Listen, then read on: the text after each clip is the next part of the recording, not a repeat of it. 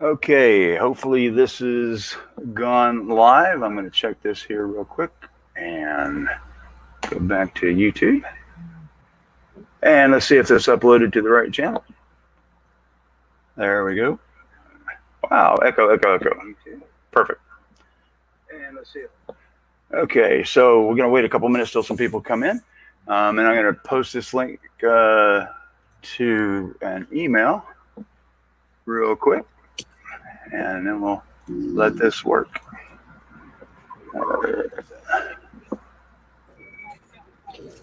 There we go. Probably should have run a video in the background there. I ran your video. All right. It's That's okay. You'd have to look on YouTube, White Hole Force Shield, and it'll come up if you want to do that one. On YouTube, it's force field. It's Tic Tac. It's Tic Tac Tech White Hole Force Shield. It'll come up. Tic Tac Tech White Hole Force Shield YouTube. Tic Tac. Yeah, I got you. Okay. It should come right up. It's Julian's website, not mine. Okay, flux capacitor. Yeah, that's it. That's it. Okay, you got it. All right, let me get the screen to share, and we will have that run here in just a second. That's a short video. Only turn the audio on here, and we're going to share. Okay, if you're just coming in, I can't see the chat at the moment because I'm not on that screen, so hang tight while we'll get this screen shared. And we got to do this one right there. Oh, remember that one. Share audio. Go full screen. Okay, so this is a video that was made not by Jack, but it's got information that Jack's going to refer to. And the Jack I'm referring to is Jack Sarfati, which is with us tonight, and I'll have him on the screen in just a second. But we're going to share this and let everyone see it, and that should work there. Wow, wrong screen. Not that screen. And let's pull that over, I guess. Stop that screen. Try this again. There's Jack. Hey, Jack, how you doing? Okay. All right, so got Jack in there, and I'm going to pull the other screen out here. And share screen. I thought I pressed the right screen. Share screen. Choose this screen and share audio. And here we go. That's the right one. Yeah, that's it. Okay, so let me pull the audio up on this, and hopefully we can hear it. All right, so Jack, why don't you tell us what we're about to see, and then I'll play it. This is a video that Julien Geffray in France made based on my conjecture or speculation about how to make a anti-ballistic missile shield using metamaterials. So this is back during SDI days? No, this is recently. I only got a couple of weeks ago. May not even be right, but I have the mathematics. Yeah. Mm-hmm. Yeah, I did back during when the SDI was going on. There was a think tank, and I was part of that. And during the think tank, they were talking about putting the costs and of putting lasers in space, and having lasers try to fire at the atmosphere is ridiculous. So I proposed that we don't have to put the laser in space. All we really have to do is put a mirror in space and aim the mirror and fire the laser at the mirror. So you'd have one laser rather than hundreds of them and what have you. Right. If you remember that one. Okay, so let's start this video here. And okay, here we go.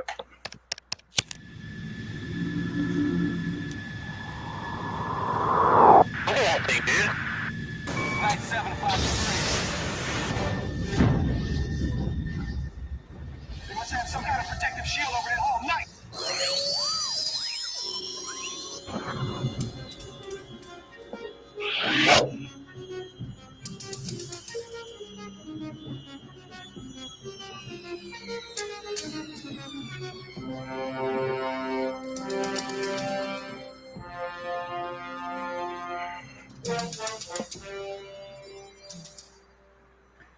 Okay, so Jack explained that a little bit. So essentially, the Tic Tac, if it was weaponized, and it has all the basics of a space probe on it. It has. There we go. Stop the share. All right. So go ahead. This is a possible. It's a blue sky weapons concept. Once we have low power metric engineering physics using metamaterials as the transducer between an applied electromagnetic field and its output gravity warp field, this is one possible kind of a weapon that we can anticipate Tic Tacs as having if they're coming from some advanced intelligence, which I think is actually us coming back from the future. But, that's controversial. I could be wrong. I could be wrong about everything, because anything in physics, whenever you're doing science, it's empirical knowledge. There's what's called Bayes' theorem in statistics, where you're just making models, your best estimate of reality based on incomplete, uncertain information. Okay, it's just like a homicide detective, trying to solve a murder mystery. It's so Sherlock Holmes. It's a matter of finding the optimum interpretation of the small amounts of information or data that we actually have. Right. Okay, so in regards to the metamaterials and things like that the ship, effectively the shell of the ship, has to be made out of for any of this to work, and that apparently has something to do with the low power, using a low power source, not having to use unlimited amount of energy. Correct. So basically, get a rough understanding of how that works. Okay, a rough understanding is that if you apply an electromagnetic field to the metamaterial, okay, that these under resonant conditions, that metamaterial will have a huge response. And what that does, it basically amplifies the effect of the input electromagnetic field in the output gravitational field. It's like a transducer. Mm-hmm. And I could get into the mathematics of it. The mathematics is fairly elementary, but people turn off as soon as they see an equation. Right. Just have to take my word for it. And I want to see the math, Well, I've seen you do some math before, so I believe you. I get lost at the first thing. That's why I had to do that math with the protractor and the ruler. Yeah. Oh, that was funny. So if anyone in chat has a question, now Jack's expertise is going to be on the physics side of things, and my semi-expertise, if you want to call it that, is going to be more or less on the recent videos and the videos that were put out by To the Stars Academy and the Department of Defense. I'm going to go over quite a bit of that as this progresses, but for the first part, since we have Jack on right away, we're going to go into some of this Tic Tac tech, and I call him Tic Tac Jack. I think it flows really well, so I coined that one. Hey, Edward, if you want to come in, I know you'll probably have some questions too. But the question has been brought up as to whether or not wreckage and what have you has been found. In that wreckage, supposedly, is some metamaterials. Have you had a chance, or I know you've talked to some people that apparently those people may have seen the metamaterials, but have you any idea what those metamaterials are, or what they're made of, or how they're made, or any of that?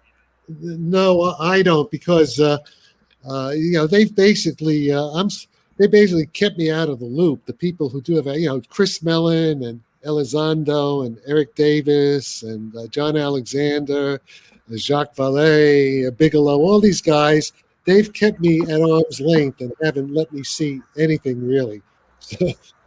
Why is that, Jack?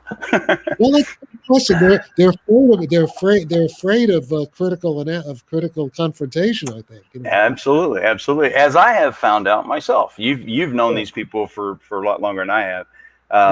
But I can say I've personally witnessed that, and of which I've even recently witnessed it with Hal Putoff. I've offered him multiple opportunities. We did talk, and he said he would get back to me, or he would look into the situation with GoFast and some other things. And I contacted him back. Nothing to be seen or heard. Well, what's important now is that, I don't know, this guy Randolph Stone who's a military guy at the office of the Inspector General, is supposed to be investigating all of this stuff. Mhm. And I don't know whether he'll do a good job. I know nothing about him. I don't know what his technical background is or what his staff, how good they are in terms of physics. But the point is, they haven't contacted me yet. So And they should. I mean, you've been working on this for a while now. I was asked by the CIA and other Defense Department people back in the 1970s. This is almost 50 years ago.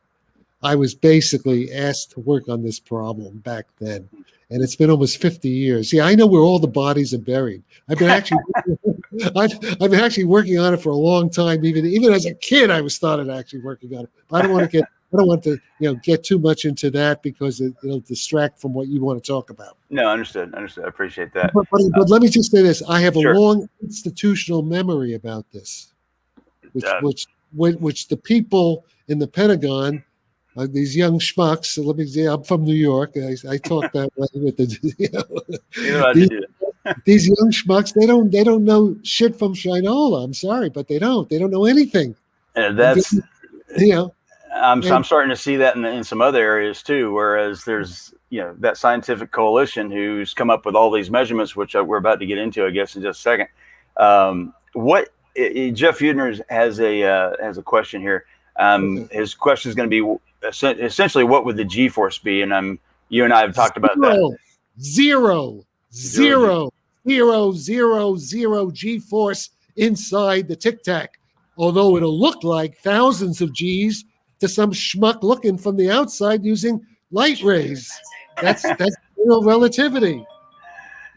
Somebody's prank calling you. Hey Kim, I'm on the TV here. Get on the TV, okay? Get with the program, Kim. Is that Frank? Oh, it's Kim. Yeah, I sent the link, so she's got it. Yeah, Kim. No, it's a he. Kim, there's a link. Okay. Oh, Kim. Okay. I was thinking something else. Okay. All right. So essentially, go ahead. Yeah. No. Okay. So none of these people, the hardest thing is for people to understand, they don't understand basic physics and they don't understand general relativity. So they get very confused. The Tic Tac, it can appear to be going at thousands of G's, but inside the Tic Tac, it's 0 G. It's weightless. They're weightless. Okay. For example, the astronauts on the space station is going around in orbit, in free fall. They're weightless inside the space station. Mm-hmm. But kinematically, if you measure, there's an apparent acceleration relative to the Earth, which is very big. But to them, it's 0. Right. So it depends. There are different concepts of acceleration. There's what's called the local proper acceleration at the object. And then there is its apparent acceleration when you look from the outside using light rays. And that's because space-time is curved. So I think the other end of the spectrum here is if the space station suddenly turned, then everyone inside the space station would continue on their path, but the space station would take a direct. So that's where they would feel the G's at that point, but still inside a Tic Tac, no G's. Yeah. But I should say this. The reason for that is the Tic Tac is controlling its local gravitational field with small amounts of energy. So in other words, if the Tic Tac were to make a sharp curve, they still feel 0 G because they're controlling their local gravity. They're freely floating through their local gravity field, which they're able to manipulate and change the shape of that field with tiny amounts of energy, maybe a AAA battery, maybe even their brain waves. I remember when you told me that. I was like, AAA battery, no way. Well, I'm being hyperbole, but the point is small amounts of energy. Right. Okay. Is that considered frame of reference, like a reference frame as far as with time? Okay, the point in the local rest frame of the Tic Tac, they're always weightless. They can make it not weightless, but I'm giving you the optimum situation. I mean, they'll have to wear magnetic boots, to not to float away, stuff like that. But they're controlling. They're technically they are freely floating on a time-like geodesic in curved space-time, but they are controlling it. There's Kim. That's Kim. There's Kim. How you doing, Kim? All right, man. How are you? Good. Welcome to the show there. I'll take this hat off. And turn my light. Yeah, you're in my... in that world. Both of you. That was when you get old, man. I got two Doc Browns here. No. Oh wait, I'll tell you about Doc Brown. No, I was Doc Brown. Kim was, what's his name? Mike, the kid on the skateboard. What's his name? In Back from the Future. Oh, come on, Jack. Yeah, no. I was Doc Brown. He was, the guy who now has muscular dystrophy. His name was Calvin Klein. Remember, the name was on the underwear. But that's the whole story. We don't want to get into that story. Yeah, no problem. Okay, let's see here. Kim, go ahead and introduce yourself and tell everybody what you do. Oh, I'm Kim Burafato, and I've been working with Jack for probably 30 years on this stuff. More than 30 years. Is it that long? Wow. 1975, man. 45 years. I do. I've done a bunch of videos with him on YouTube on the Star Drive channel, and that's pretty much what I'm doing with him now. Just helping to popularize his ideas and get this information out there because it's important. Yeah, tell him your background, Navy background. Yeah. Well, I was a naval photographer. I was on the Ranger during Vietnam, towards the close of Vietnam, and interestingly enough, while I was on that aircraft carrier, I spoke with a number of F-4 pilots off the record and intruder pilots who told me they were shadowed by UFOs all the time when they were dropping bombs on Hanoi and Haiphong, which really piqued my interest at that point, and I was pretty much hooked at that point. But they seem to be pretty popular around the military. I guess that's one of the primary interests, is to see what's going on with our energy as far as nuclear power is concerned, and as far as what our military is capable of doing. And it's interesting that it always happens, or a lot of times happens, around military bases. But what really becomes interesting is when we're told that some of these UAPs have the ability to stop a launch or initiate a launch on the missile codes and things like this, which gets pretty bizarre. Yeah, Robert Hastings wrote an excellent book on that, UFOs and nukes. Yep, exactly. And we've had more recent events up in Colorado where we had what turned out to possibly be drones and what have you. But these several UFOs were seen hovering around a base, going over the base. And just the thing about what's happening now is that they seem to be able to operate with impunity. They can go anywhere they want. They can go into military training areas. They as evidenced by the USS Omaha, as evidenced by the Nimitz, Roosevelt, and so forth. What are your thoughts? What are both of you guys' thoughts on just in general what they're doing or what's going on here? Go ahead, Jeff. Yeah. Well, I don't know. I mean, all I know is this, that I think they are a military threat. I think there's probably more than one group. I mean, I was contacted by a group as a kid, which is supposedly us from the future. But this technology, tic-tac-tech, is so elementary that any civilization will get it. So, I see it most likely as kind of a Star Wars situation, like the bar in Star Wars. There are a bunch of different groups. Some of them are friendly to us, and some of them aren't so friendly to us. Okay. Because technology is elementary; it's not difficult. And as soon as they get nuclear weapons, as soon as they get Einstein's general theory of relativity, gravitational field, and quantum mechanics, it's only a matter of a couple of years before they realize this. In fact, Einstein could have done it in the 1920s. There's really almost enough, except the metamaterial stuff. But even there, Einstein could have gotten it, and maybe the Germans in the 30s could have gotten it. Okay, Kim, I'm going to mute your microphone every now and then because there's a loud hissing noise that's coming from it. I'm not sure if it's just the location, but I'm going to... the microphone, Kim? Yeah, if you could just maybe move your microphone or I'm using the microphone in the computer. Okay. Say that too close to it. Okay. So what I'm going to do is you see the mute button that's on your icon there? If you can mute and unmute, just unmute when you're going to talk. It's kind of like a switch on a microphone, or I can do it for you as well. Oh, yeah, you better do it. Yeah, you can hear the difference here. Just when you want to talk, just put your hand up or something because it's pretty loud. See, it got super quiet right then. There you go. There you go. I can hear you talking now. Go ahead.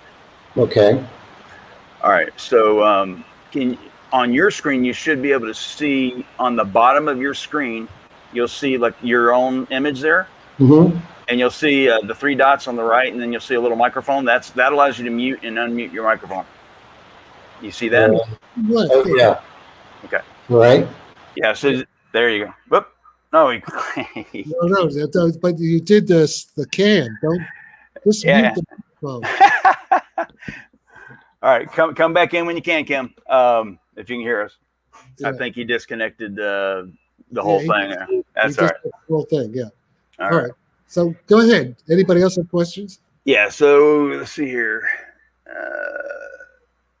See, if you also if you guys, when you do type a question, try to type it in all caps. That way I know the question is for us and what have you. What I'm going to do, I'm kind of the skeptic of the bunch, and I'm going to probably go into. Is he back? No. I don't know what happened to Kim. Kim, if you can hear me, disconnect and then connect back in using that same link that I sent you. I'm also going to open up the floor here. I'm going to put a link out there, and if I can get the invite code, copy. Hey, I'm looking at the comments, and I see a lot of stupid comments by idiots. I don't see any. You'll have that, but keep in mind, not everybody's a physicist. Who are these assholes? Who are these assholes? They're my friends. Let's see. So I just put the link up there in the chat. And if somebody does come in, like UAP, SAP, if you want to come in, if FBN wants to come in, Edward, if you want to come in, you guys can do that. That way we can discuss certain particular things. Do the powers that be communicate it with them? How the fuck should I know? Ask me a dumb question. Ask an intelligent question, you idiots. I'll ask you an intelligent question. Let me ask you this. As far as how far along do you think we are, if assuming that this technology doesn't exist right now, but they're working on it? Yeah, how long before we can make a ship? Well, I think U.S. government doesn't know shit, okay? Because they're not paying attention. They haven't contacted me. I'm the only guy who knows how this fucking thing works. Me and Keith Wans and a few other things, okay? You know, now Vladimir Putin, on the other hand, the Russians take my physics very seriously. And in fact, they videoed me on all this stuff. I guess it was around 2015. They sent a crew, 2 guys, and they took several hours of video on this stuff. And they actually videoed me twice. The second time they videoed me from St. Petersburg was 2016, June 2016. In any case, they told me that they said, Jack, they really like you in Moscow. And I was also told I think Vladimir Putin himself is monitoring all this stuff. And I first gave a talk on the use of metamaterials and low-power warp drive at a DARPA NASA meeting in Orlando, Florida in 2011. General Pete Worden, who was then heading NASA Ames, director of NASA Ames, paid my way to Orlando from San Francisco. And I gave the paper, and there were Russian agents at that meeting. Okay. Of course, they're going to be there, right? It's DARPA, it's NASA, and it's about interstellar travel. Of course, they're going to have Russians there, and so the Russians have a head start. And I wouldn't be surprised. I don't know. I'm only guessing. I wouldn't be surprised if some of this latest drone stuff, like in 2019, that could very well be Russian technology. Okay. Because they've had a 10-year thing. We've had idiots here who are gaslighting me, not allowing the Pentagon to even talk to me to see what the hell I'm talking about. Now, I have a PhD in the field, and there are other PhDs working with me. So this talk about intelligence failure, this is a big intelligence failure. I mean, I agree with Elizondo and actually Chris Mellon when they say this is a big intelligence failure. It is, but they're partly to blame for it. Okay. UAP SAP says, you two seem to be at odds not long ago. Jack calling Mike a liar. He was correct. Not sure which you're referring to. Probably Jack. What led to this show? Jack and I have a funny background, I guess. We were both on the same show. I said some crazy stuff that he knew was total bullshit, and then he comes on and he says his stuff, and then from then on, I got on his email list, and just it was going back and forth, and we fought quite a few times, but we've had fun. It's just like, in a barroom broil in a Western movie. That's what it is, It was fun, but we've learned a lot. I've learned a lot from Jack. Hopefully, he's learned some from me. Listen, we're a bunch of alpha males. Yeah. Okay. And we're also surrounded by a bunch of pussies in pink pussy hats. Don't talk about Eric Davis like that. I was thinking of Chris Mellon. Oh yeah, Chris too. Yeah, Chris. He's backed off of one of the things. Now, Chris Mellon, if people don't know, he was with TTSA, To the Stars Academy, and before that, he was with the government and the intelligence community and so forth. And he, I've had some confrontations with him. So has Jack, and with Lou and with Tom DeLong, and you name it. Anybody on that side, I've had an argument with her too. I tried to make peace with Hal Putoff, which is your favorite friend there, Jack. But to try to get down to the reasons why, because I think the 3 videos that they put out. Now I'm only talking about the videos. I'm not talking about anything that any of the Navy personnel said. I'm specifically talking about just the videos when I say this, and that each of the videos, none of them show anything extraordinary. None of them show any advanced technology, anything moving beyond what's normal. And all of this can be explained. Now, when you add in the testimony from the sailors and what have you, then it becomes extraordinary.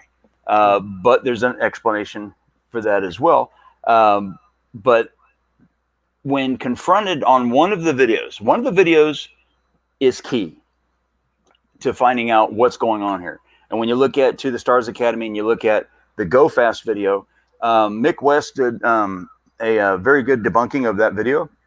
And I came along behind him and did the same thing. And lo and behold, he was right, and basically peer reviewed. And then I kept pushing the issue with TTSA to come clean on this one video, because the information in the video itself actually tells you that object is not flying very low and near the surface of the ocean, and it's not flying very fast. In fact, it's at over 13,000 feet and not moving faster than 40 miles an hour.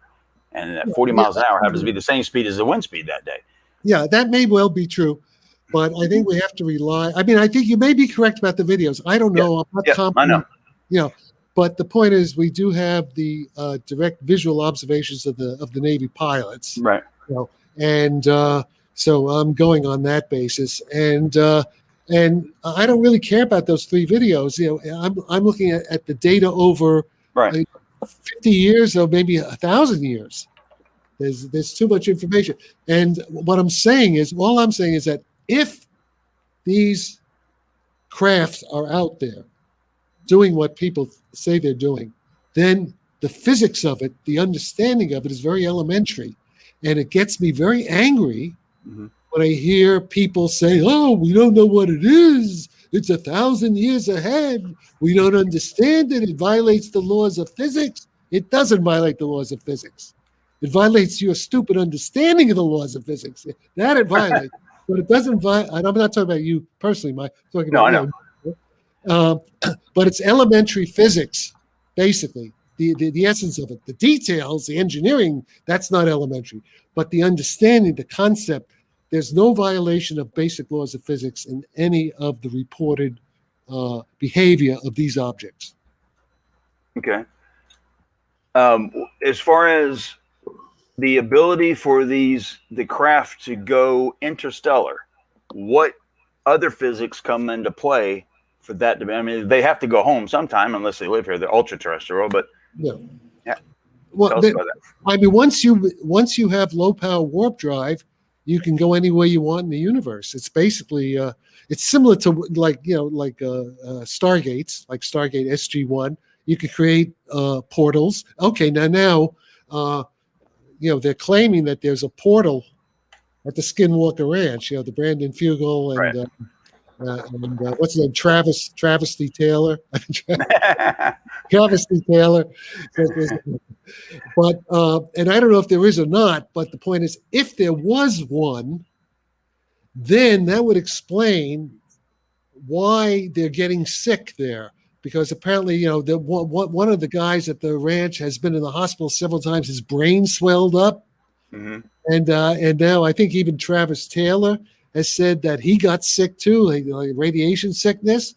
Now I know Keith Wanzer thinks there may be a mundane explanation because apparently around that area there are uranium deposits or something, so they could be getting radiation sickness from that. But if there really was, say, a metamaterial sphere that's hovering about 1,000 feet above this spot at the Skinwalker Ranch, if there was, in order for that sphere to hover stationary in the Earth's gravitational field, it has to have an anti-gravity field at its base. And that anti-gravity field creates what's called a blue shift, so that any kind of particles that are beneath the hovering object, they will get energy. They're going to increase their energy, and it could be ionizing radiation. That could be causing radiation sickness. In other words, if you see a UFO, don't stand under it. If you stand under it, there's a good chance you're going to get radiation sickness. You might have a problem. You might get encephalitis. Something like that. Yeah. Well, that guy did. Yeah. That guy did get looked like a kind of encephalitis. Yeah, he did. So that's a consistent story. I don't know if it's true, but it comes right out of the physics. There's another thing. If you see a tic tac coming toward you, okay, normally you would think that you'd see like a blue shift, like a Doppler shift. If it's making a sound, you'd see a higher frequency as it's coming toward you. Right. The tic tac is just the opposite. It'll be a redshift.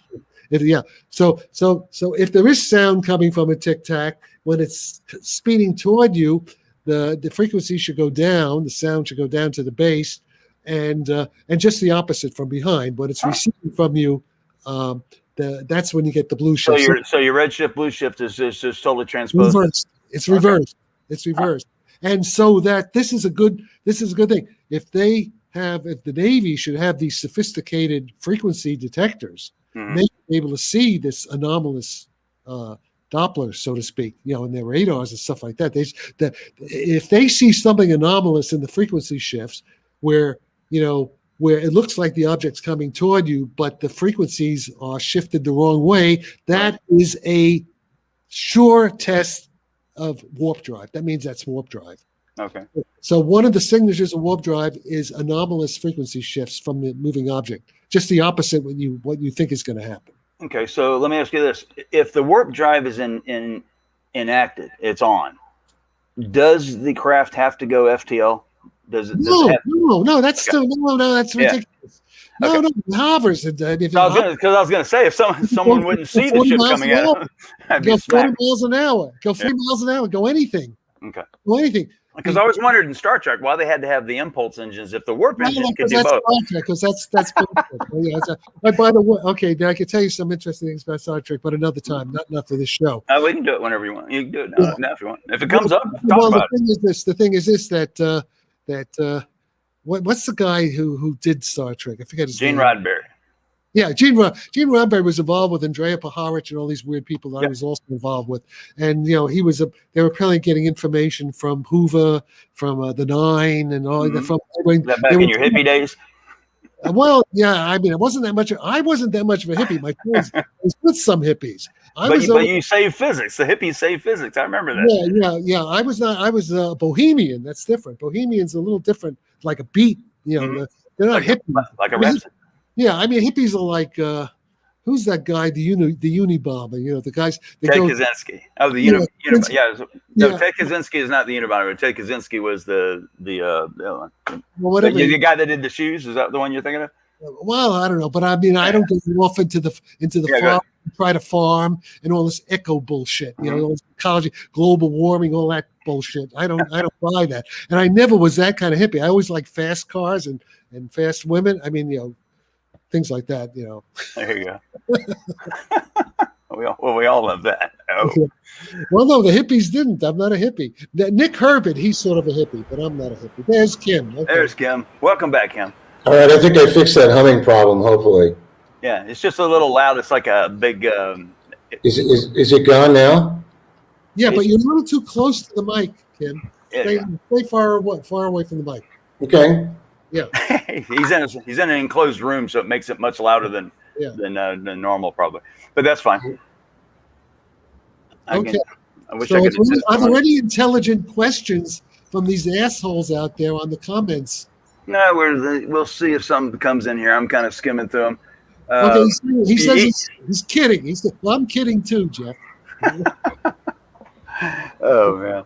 So in between you guys, what's the last? You said you've worked with them for 30 years, and then it went to 40 years because I know I'm catching. I got a pornographic memory, Jack. Yeah. So, but over the years, how did you guys meet, and what kind of major projects did you work on? I can see Jack's already out. Tell him how he met. Go ahead, tell him. He tried to pick up my girlfriend. Yeah, I had a really hot looking blonde back then, and he and Fred Wolf, the other physicist, were putting the moves on her back in the cafe. And Wow.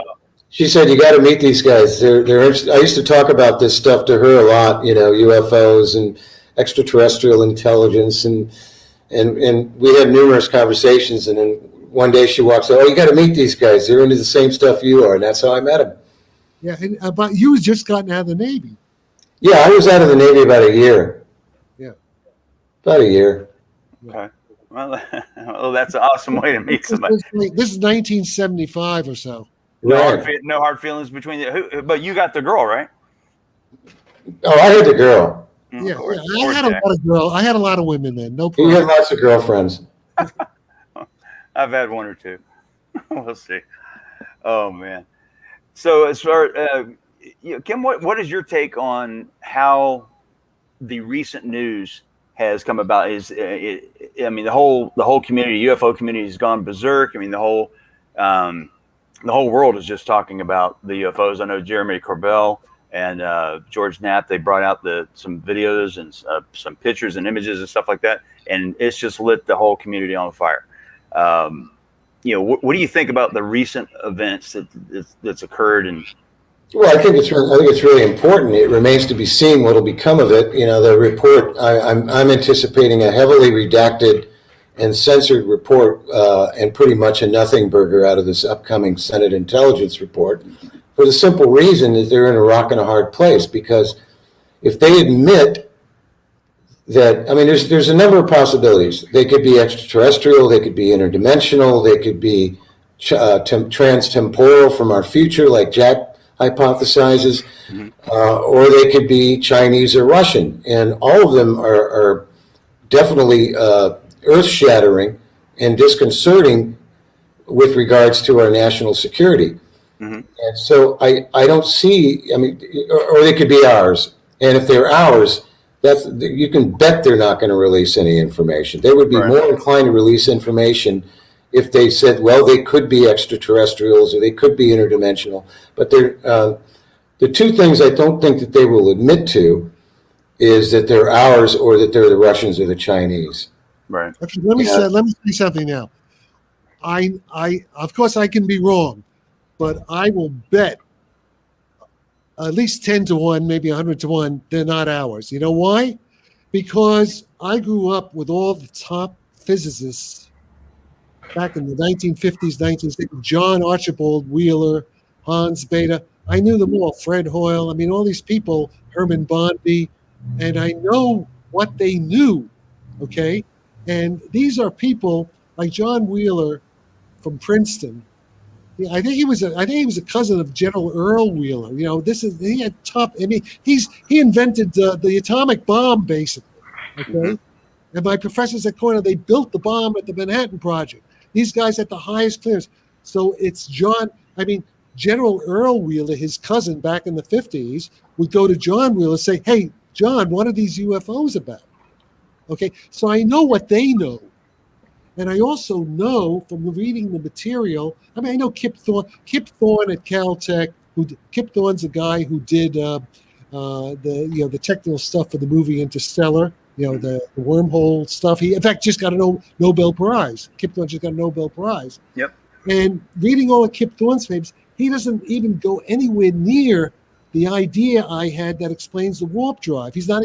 I mean, Kip Thorne, if he thought about it, and if he was asked to think about it by, say, the president, he would see right away, instantly, in about 5 seconds, what I'm talking about. But they never actually look at this particular aspect of Einstein's theory, because they're not thinking about warp drives. They're not thinking about metamaterials. They're doing something else. All right. So I know that they don't know anything.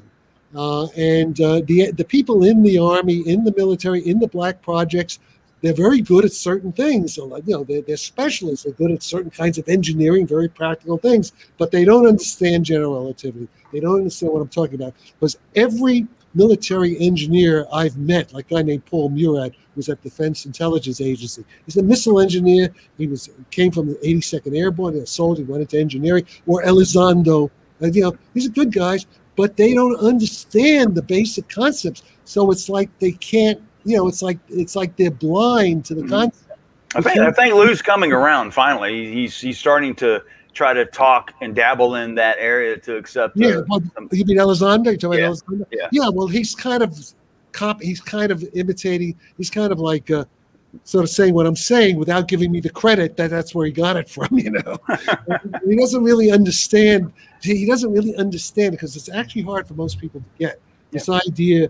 For example, like the kid who was Jeff, one of these guys said, "What's the G-force on the Tic Tac when it's making a drop turn?" It's hard for people to understand that there's zero G-force there, even though the outside observer looks like a big G-force. Well, effectively, the craft isn't really moving. It's creating a bubble, and it's pulling the space-time in front of it to it and pushing the regular behind it. So it's not moving. The actual everything else supposedly. Right. Think of like it's kind of like a surfer on a wave, surfing the big wave. Where the wave is space itself, and the surfer is is moving a little bit relative to the wave, but it's mainly the wave that's doing most of the motion. Exactly like that, but totally different. So that's the hardest thing. So, for example, when it goes superluminal, it's not an object that's moving faster than the speed of light through space. It's that the space is moving, and space can move at any speed. So why would there be a concern about hitting something? Well, actually, that's because even people in the field, even the people who were like Alcubierre and these other guys, even they get a little confused on that. Because I don't think it is going to hit anything. Because since it's not actually moving through space, but it's the space that's folding, so to speak. It's kind of like, did you ever see Frank Herbert's Dune? With the spice, they fold the space. It's kind of like that. So I don't think there will be a problem actually with the dust particles in space coming in at high speed, hitting the machine when it's in superluminal. And I have another reason to say that, but my question is how do you aim it? Right. Let's say you're navigation. Yeah, let's say you're going from here to Alpha Centauri. Right.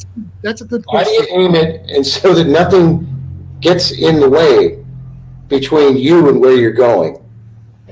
Luckily, there's not much there to begin with. It's 4.2 light years away. No, but that's because it's not moving through space, Kip. Right. What you're doing, it's sliding through. The stuff around it just gets to the sides of it. Wouldn't the bubble itself would actually protect it effectively? Well, yeah. I mean, if with this white hole shield, yes. But the thing is, there's not really relative motion.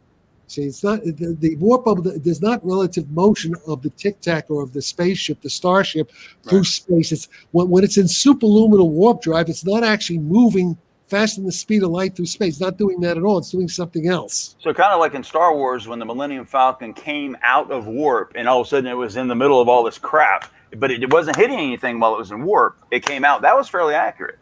Yeah, that may be. But also, as long as you have the shield, if you have the white hole, if you have the shield on, So it'll push everything else. If it comes out in the wrong place, it'll push it away. Well, they're saying, I think it's Hal Puthoff, other people were saying that they actually see these objects go through rock, right? I don't know about that. That's a little hard even for me to fathom. Right. But, in principle, if you're able to control the gravitational field, everything, gives way to it. The gravitational. The latest video of the object entering the water. Yeah. If you look at the video is kind of grainy and it's difficult to see, but you don't see any splash. You don't see any reaction from the water. It's just as though it just slips right into the water. Right. And some claim it's a balloon. Well, I don't know if you've ever tried to take a large balloon and pull it under a swimming pool. It's not a balloon. Yeah, it's not a balloon. And if it was a metallic structured flying craft, it would have left an obvious splash, and there was none. It just slipped in the water. Just slips in the water, and that's characteristic of warp drive, because what happens, you could say the matter kind of warps, it liquefies, it just becomes soft, and the thing just slips through. And I think that's kind of what Hal Puthoff was, or maybe Eric Davis, those guys, So I'm going to show that video so everybody's on the same page here. So I'm going to share the screen real quick. Give me just a second here.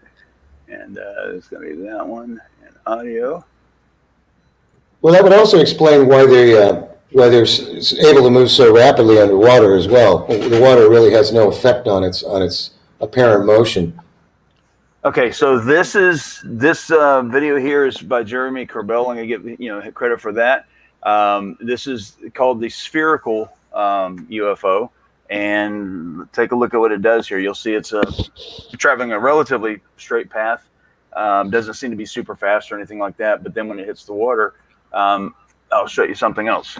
Let's do this here. Took off. Booking it. That's just the camera motion, right? That's the person holding the. Yeah, he's just moving, right? Yeah.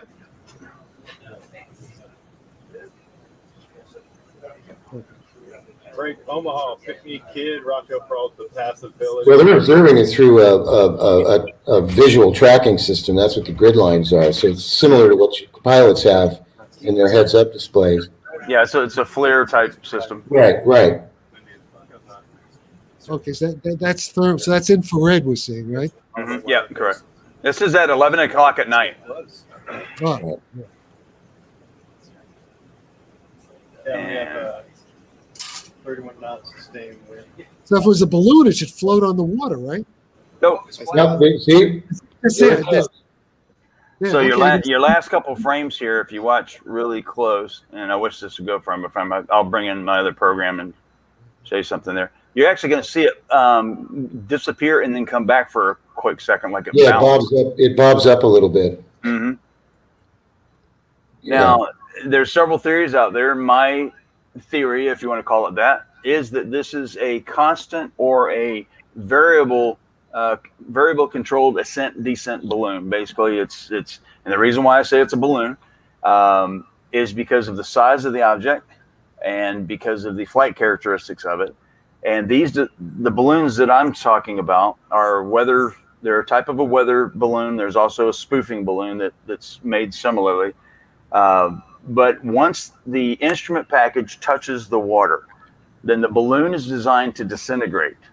There's a heated wire that's on the balloon so the balloon doesn't just sit there and float on the water, and the instrument package just pulls it down to the bottom. Just giving you guys some extra information. Okay, well, but I'm not saying that's what this is. That's just that's my theory. That's very interesting, and that's a more likely explanation of that particular thing. That may be. Well, that's more of an explanation why it wouldn't be a balloon. Okay, so as this goes forward at the end here, you can't see my mouse. The last one you couldn't see my mouse. I see it. Below this is a slight line. Now I'm gonna go back in and try to get this video better, but we have to deal with what we're dealt. If you haven't noticed, every single video that's come out in the last couple of years, especially when it involves the military, the video is trimmed. You only get the center part of the video. You don't get the beginning. You don't get the end. You don't get the results. All of this stuff is very frustrating, very frustrating. So the military still has quite a bit of information they need to release to us. But I'm going to try to put this at slower speed here. Yeah, they won't. So they may be doing a disinformation job on the public here. That's very likely. But that doesn't mean there isn't something going on. Just that Right. maybe they're putting this out for people like you to debunk it so that people won't take it seriously. Well, the problem I'm having is that almost most of the recent events have been, like I can show you here. Let me share this screen here. I'll pull it over. Let me get to the right thing here. If I can just make this smaller, and we'll put this over here, and so you guys can see what I see. It's doing that same thing it did earlier, Jack. Remember what it was doing? There it is. It's over here. Okay, you guys can see that, right? Yeah, we can see that, yes. Okay, so if you look right here, what I did was I did a time compression. This is two images overlapped. And so this is the images that came out that George Knapp put out on Mystery Wire. So if you look, you'll see the object was here, and then the second image that shows the object here. But of course, the first image for some reason is clear. This thing here kind of looks like a jet plane, not quite. Yeah, They look like jet planes. Yeah, this or aircraft. Yeah, so this picture is taken by the Wizzo and the backseater inside the F-18 with his cell phone, which is an iPhone, which gives you some of the curve here. They're not at a super high altitude. They're at about 30,000 feet. And if you look at this balloon or this object, which we'll prove is a balloon here in just a second, the first image seems to be sharper than the second image. So I wish they would somehow. Oh, that's Batman. That's the Batman thing? That Batman balloon, yeah. So the problem with some of these images as they put them out, and people just start assuming they're this or that. Yeah. The problem I'm having is that the UAP task force, if they can't figure this out, then we're really not going to be expecting much when the report comes out, because that doesn't look like a Mylar balloon to me right off the bat. You can see if you look carefully, particularly on the lower one, the lower image, the bottom left. You can see what look like appendages, very small spike-like appendages on the outside of the object. And it just does. No, that has it too. They both have it. I don't know. We need to see stuff that's a lot clearer than this stuff. No, I agree. And here's the problem I have with all of it. I don't know what the altitude that picture was taken at, but it's pretty high. 30,000 feet. And Mylar balloons collapse at that altitude. Small Mylar balloons collapse. Small ones will, but the larger ones, these are the 3 and 4 footers. Like the shark balloon is about 4 foot. And after a day or two of hanging around a party, how people that have the party balloons and stuff, and then the balloon starts to deflate a little bit, and then they go out and just let them go. And so the balloon's deflated enough to where it actually has a little bit of room to expand. So these balloons have been seen at altitudes as high as 70,000 feet. Now the 18-inch, your standard party size balloon, no, they probably make it to 6, maybe 9,000 feet.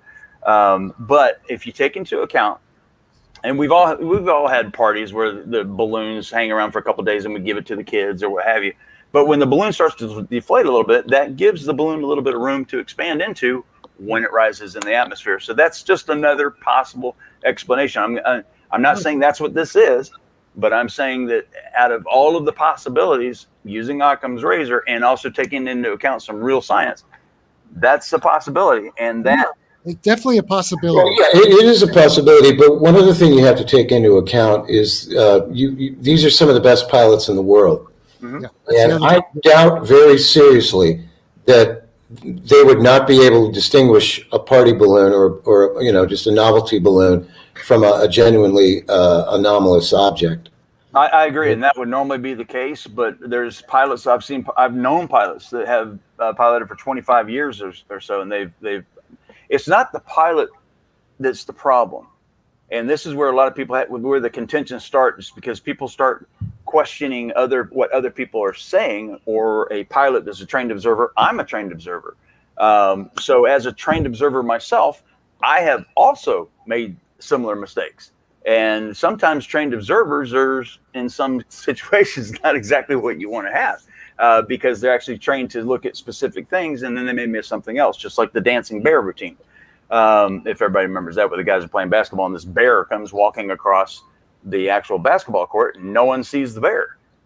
So it's kind of a fun thing to look at. But what I'm getting at is this. The problem is not with the pilots. The problem is not with them misidentifying something.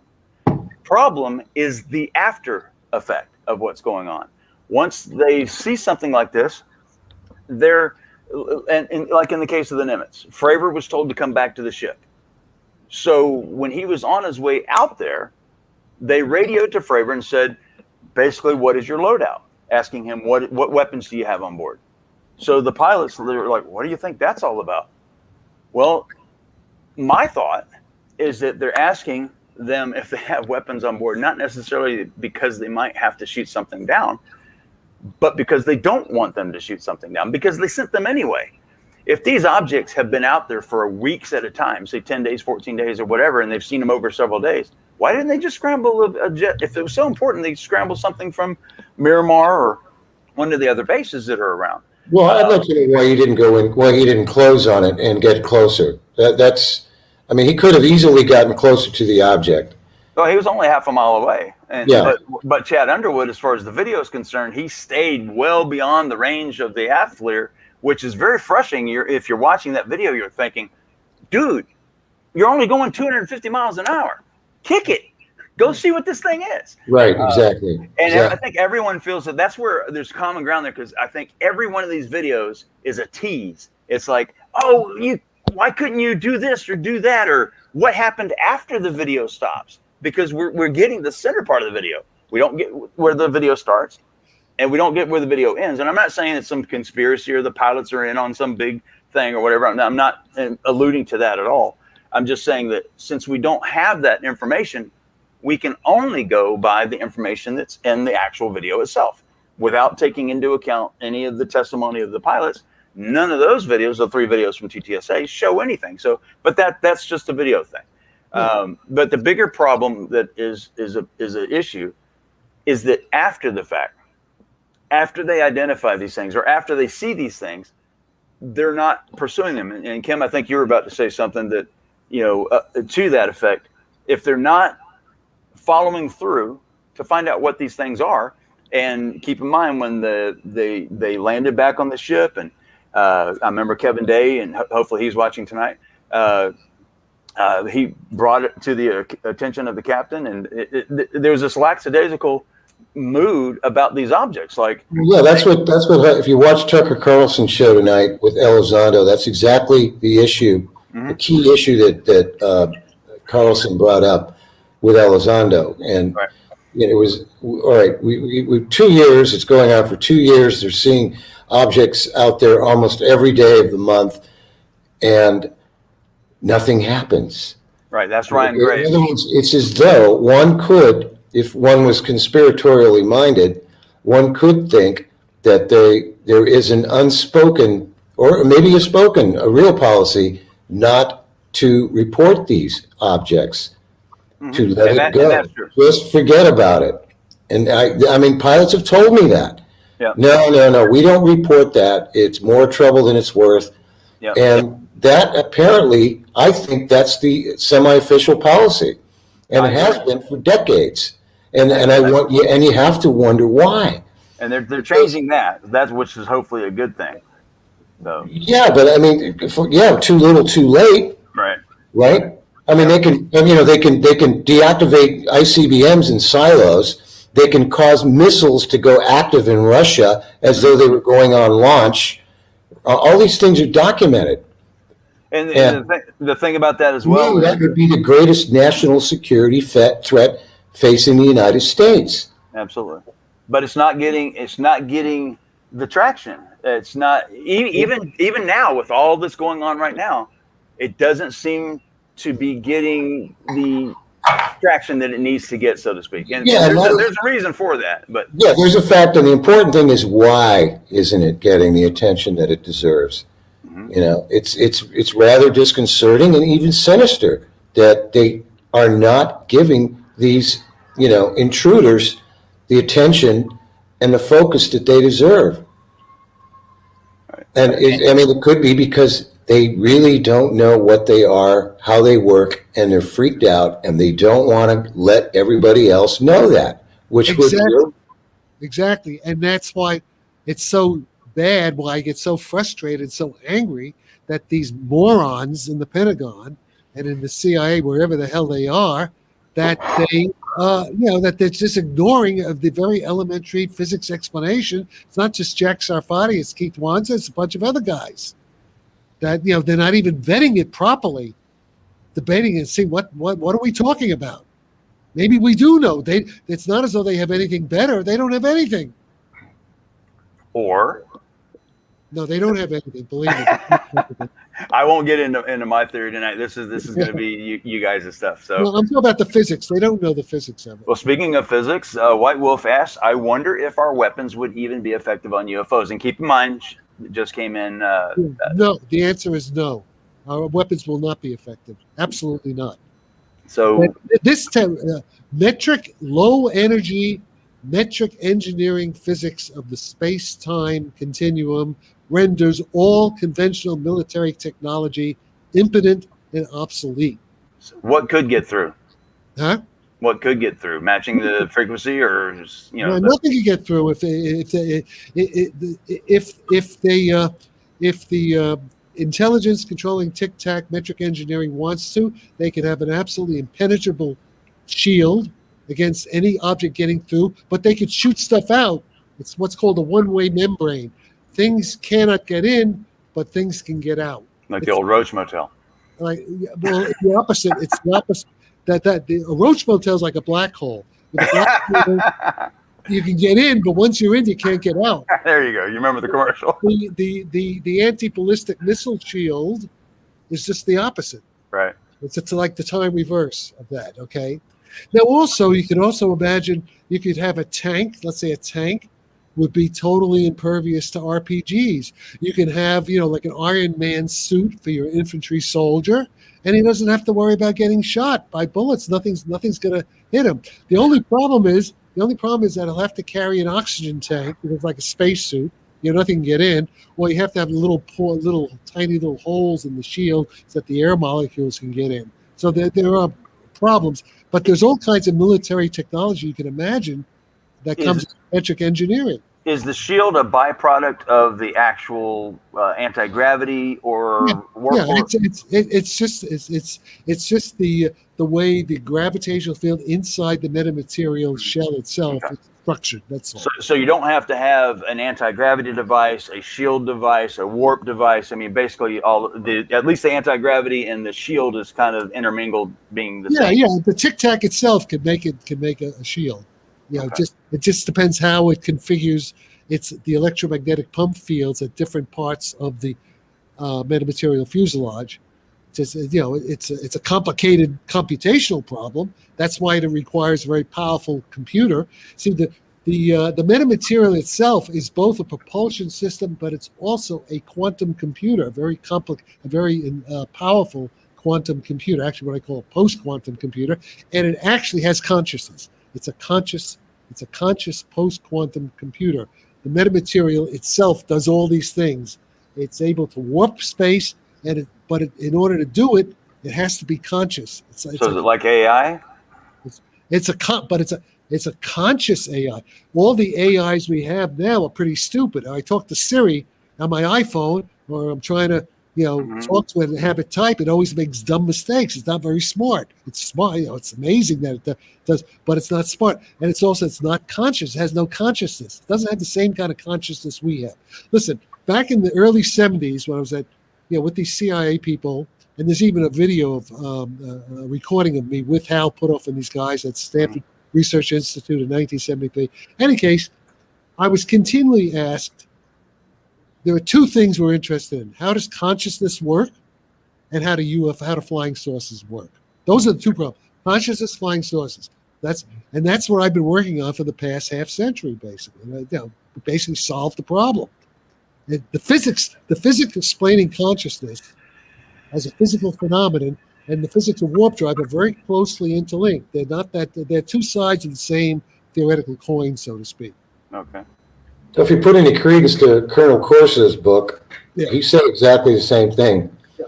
He was saying that there was a connection between the control systems of the ship and consciousness of the pilots. Yeah, So, well, the but- ship itself, the shell, the metamaterial shell itself is a conscious entity.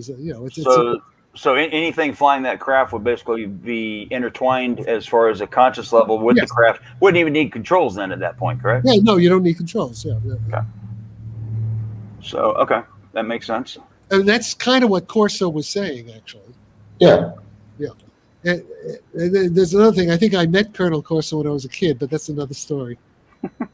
You got a lot of stories, Jack. Just like I think well. So, as far as okay, so the craft come here for whatever reason that they come here. We won't have to get into that because that's a whole nother show as to why they would come here. Okay, well, let me tell you why they came. I mean, I'm not speculating. I actually had a Phone call. experience. Mm-hmm. They came 1953.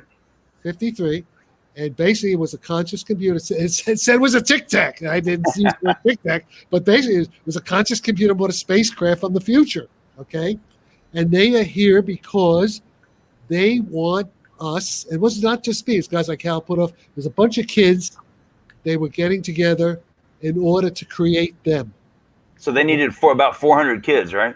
Something along those lines. That's what they said. Yeah. Well, actually, they said 400. Yeah, which. Yeah. But there were a bunch of kids, and Hal Puthoff is one of them, I think, and there are others that they are contacting because we are supposed to create them, and it's what's called a loop in time. There's a lot of science. It's like Terminator, that sort of thing. Wouldn't that create a paradox? No, there's no paradoxes. Okay. This is there's a lot of stupid people. I'm not saying. I'm asking the questions that I know other people are thinking. Yeah, there are no paradoxes. Igor Novikov explains. Igor Novikov is a top Russian physicist. I don't know if he's still alive in Moscow. Worked with Kip Thorne at Caltech, and he explains why there are no in the physics. There actually are no paradoxes. Anytime you try to make a paradox, you'll fail. That's basically it. Okay. So as far as if there's no paradox, then is everything preset as to what's going to happen anyway? Well, yeah, in a sense, yeah. I wouldn't call it preset. Post. It's coming from the future. So when you say it's predetermined, that's coming from the past. It's post-determined. Yeah. Okay. Yeah. It's a destiny. You may say yes, destiny. Okay. But not every little detail is preset, but certain general there are constraints, general constraints. All right. Send that link. Somebody was asking for the link to the show there. Okay. So what do we need to do to build one? What we need to do? Mm-hmm. Oh, quite a bit, right? We need to do what they did in the Manhattan Project. We need to light a fire under the Pentagon's ass and their procurement people and their research DARPA and people like that, and set aside at least some seed money to get a fundamental research effort going. Find out. It's beyond seed money. I mean, now. it's going to be a lot of money to do something like this, but at least you can take the first little baby steps and get a team together and really do a serious feasibility study. Yeah, well, I think it may be too late for that already, because I think the Russians are way ahead of us, and I could be wrong. I hope I'm wrong, but I have reason to believe that Putin's people have gone, way ahead, and that maybe these drones that were seen on the USS Kidd, those could very well be Russian. I would not be surprised. Okay. And I could be wrong. I don't know. I have no inside information. I just have, few things that Russians have told me. Well, let's explore that a little bit. If the Russians do have, or they're ahead of us for whatever reason, they have less money. They seem to have less technology to a degree, except in certain areas. Obviously, their submarines are faster. They have cavitating torpedoes, which travel at 200 some odd miles an hour underwater, which is close to what some of these Tic Tacs have been measured at underwater. So if they have this technology, or they're more advanced than us, then that means they have to be manufacturing metamaterials that we're not on a scale below nanoscale. Yeah, right. Okay. So there's a big I mean, if you look in Google, just Google metamaterials, you see hundreds of papers. I mean, people all over the world are working on metamaterials. Right. I'm still waiting for the graphene batteries to come out. I mean, it's like it takes so long to do this stuff. But back probably 10 years ago, Lockheed was working on a small fusion device that they could put, and we're talking actual fusion, that they would be able to put on an aircraft or what have you to operate. And they made a video of them doing that, and said within 5 years or so that they would have that technology. And the Navy at the time was putting money into a company called EMC2, which EMC squared was the name of the company, and they were everyone was going for fusion. Yeah. So this, and I know what you're about to say, Jack. This totally bypasses. Don't need fusion. Don't need any of that at this point. Once you get no, I mean, let me say this. Yeah, having a small fusion reactor that can be integrated into the metamaterial itself would be a very useful thing, because you do need energy to do this. You don't need a lot of it. You don't need Jupiter amount of energy, or even a thousand. I thought you could use a couple of batteries. I mean, I thought very small. The batteries will wear out. If we had a long-term or even a small nuclear reactor, something that lasts for years and years and years would be good to have.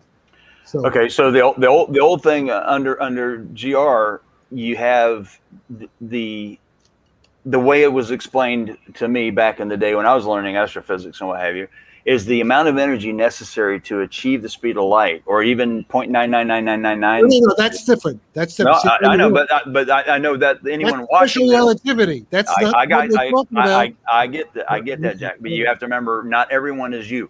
Okay. So the average person watching this is going to think what I'm about to say. So I'm going to say things for them. So call me the idiot. So anyway, back in the day, the way we're taught is, and you know this, is that any object trying to achieve the speed of light is going to need more and more energy as it gets closer to the speed of light, to the point where all of the energy in the universe would not be enough energy to attain the speed of light.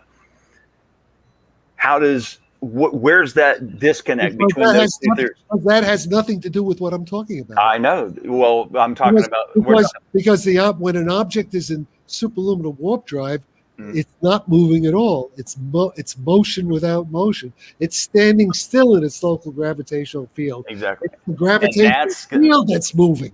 And that's going to be the hardest thing for everyone to grasp. Because I'm like the planet of monkeys. I'm, what am I doing on this planet? The Planet of the Apes. I'm Charlton Heston. You're so good with people, Jack. I'm Charlton Heston. I've landed on this Planet of the Apes. This planet of retards. They're all idiots here. That'll get you a lecture. What am I doing here? Get me off this place. I could just see you at a TED event. Wait a minute. They're a bunch of liberals. I'll never go to a TED event. Imagine that. I refuse to wear a pink pussy hat. To be escorted off the stage. Yeah. You might be. Yeah, I don't know. Jack could probably be shot by some super advanced weapon from the future. Yeah. Hey, listen. You know what? Guess what? I don't know if it means anything. I got a message from Richard Branson last night. Yeah. And on LinkedIn, inviting me to his private chat room. Well, that would be interesting. Yeah. So I don't know if it's a fake or not, but it said Richard Branson invites you to. Tell him you want a ticket for Virgin Atlantic. Listen, Virgin Galactic. I immediately posted about 50 slides and said, "Hey, you asshole! You're wasting your money on this chemical rockets. Get with it. This is what you should be doing." But maybe, if he's smart enough, he'll get it. Well, someone is going to want that technology. There's either a reason for or a reason against why that hasn't been tapped yet from you or whoever that might have. Well, I'm telling you though. I'm telling you that the Russians were very. I think the Russians came to me. The only people who talk to me about this are the Russians. Also the Italians. There's the Italian Air Force. There's a guy in the Italian Air Force, guy like you, Mike, but he's Italian military. The Iranians are pretty interested. Who? The Iranians are pretty interested, apparently. Oh, yeah. There are 400, between 300 to 400 Iranian students, scientists, and Pandolfi says, I think, maybe it's Angleton, says some of them are, Iranian CIA guys. They track my work. they're on my LinkedIn network. In other words, CIA. I You get can go that. into my network and you'll see a couple of hundred Iranians from Tehran watching what I'm doing. Okay, that's a fact. Yeah, a lot of the back a few years ago when I was still playing around in it, a lot of the terrorists were using game systems to do their communications because it was essentially unmonitored back then. So everyone was rushing out to get PlayStations and Xboxes so that they could, mess around with the terrorist wave. So anyway, I don't know. It made me think of that. But so if we look at this from a standpoint that the next leap in technology is not going to be a small leap. This is going to be something major. It's going to be drastic. Yes. We're not talking about going from light bulb to LED. We're talking about going from light bulb to just, think about lightness there. There's that Russian guy, with a K, I forget, Kashnikov or something like that, Kalatnikov or something. Yeah. To different levels of civilization. Kardashev. Kardashev, yeah. Kardashev. Yeah, we haven't even made it to 1 yet. Yeah, but we're going to jump to right away to like 3. You think? Yeah. Yeah, we're just about at 1 right now, but We're close. That would put us to 3. Yeah. Yeah, around 3. Yeah, we would bypass. Yeah, that'd be good to bypass 1 and 2. But yeah. Well, the thing is, if the Tic Tacs, because I don't want to build a Dyson sphere or nothing like that. No, we don't need anything like that. But I mean, if these things do what they say they do, and this is independent, even if those videos are fake, they may very well be fake. You may be right about that, but I'm not depending on those videos. I'm depending on things from Paul Hill back in the 1950s. Oh, yeah, there's a huge body of anecdotal observational evidence going back, hundreds of years. I mean, before we even had radio and television, we've got documented reports. So you can't dismiss this huge body of evidence. Right. Anyone that does that and a lot of people think that I've done that, and that's not what I've never said that in any way, shape, or form. But people just assume because I've debunked certain things, they're thinking, well, he's just against UFOs altogether. No, I'm not. There's my tattoo. That proves it right there. There's my tattoo. Let me say, I'm a believer, baby. Yeah. Let me say this, because I want to also clarify. I agree with Chris Mellon and Louis Elizondo and even Eric Davis and Hal and everybody that the phenomenon is real and that it's a threat. I agree with that. Mm-hmm. What I disagree with is the way they are stonewalling and gaslighting my work and the work of the people with me in terms of communicating this to Marco Rubio, to Tucker Carlson, to Harry Reid, mm-hmm. to the Pentagon. Well, hopefully Marco has been resolved. So what's that? What? Hopefully the situation with Marco may be. Jack, it's clear to me that there are powerful forces, in the deep state. I mean, this is going way back, who are probably doing that because they consider you a crackpot or a security risk, right?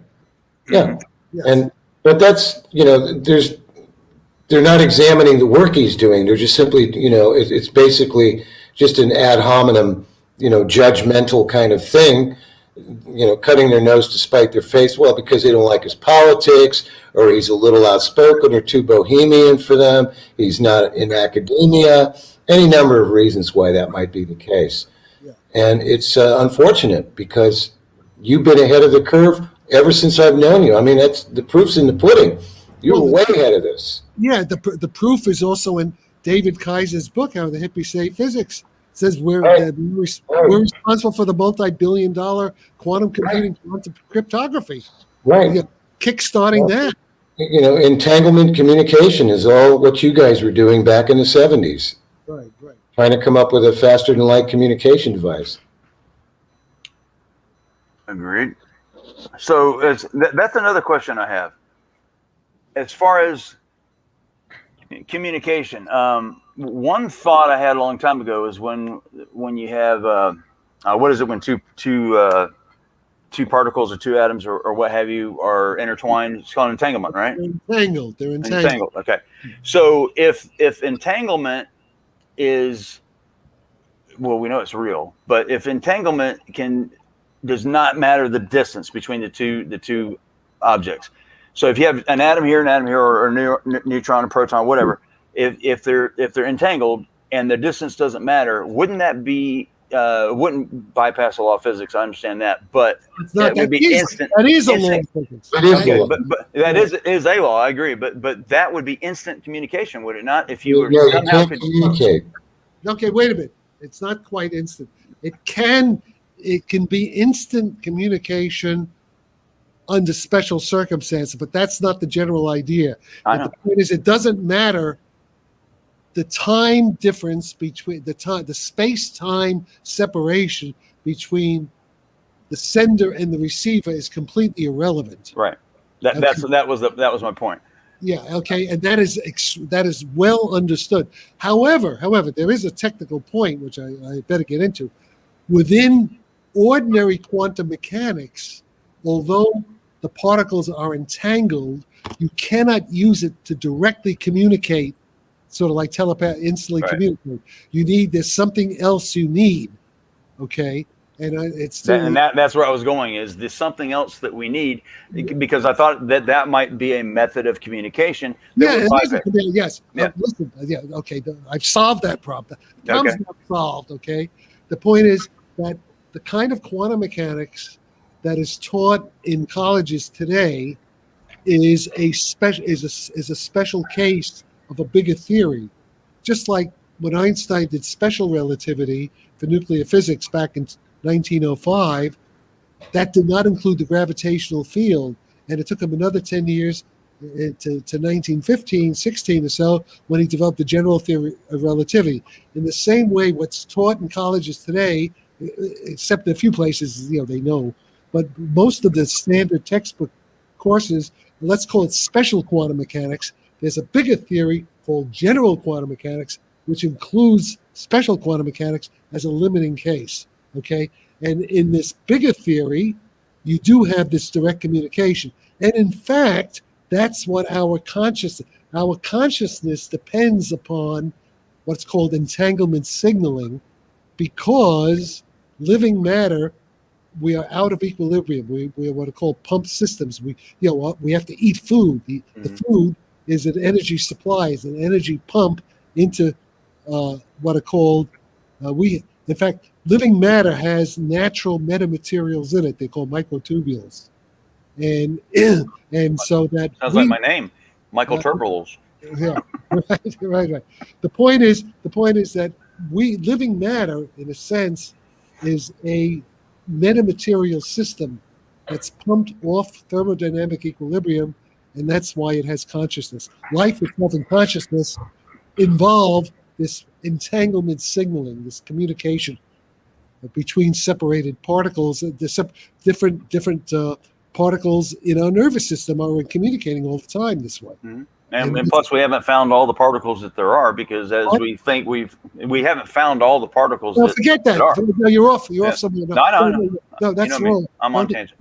We don't care about the. I'm not doing high energy physics. I'm only talking about electrons and protons and neutrons, ordinary chemistry.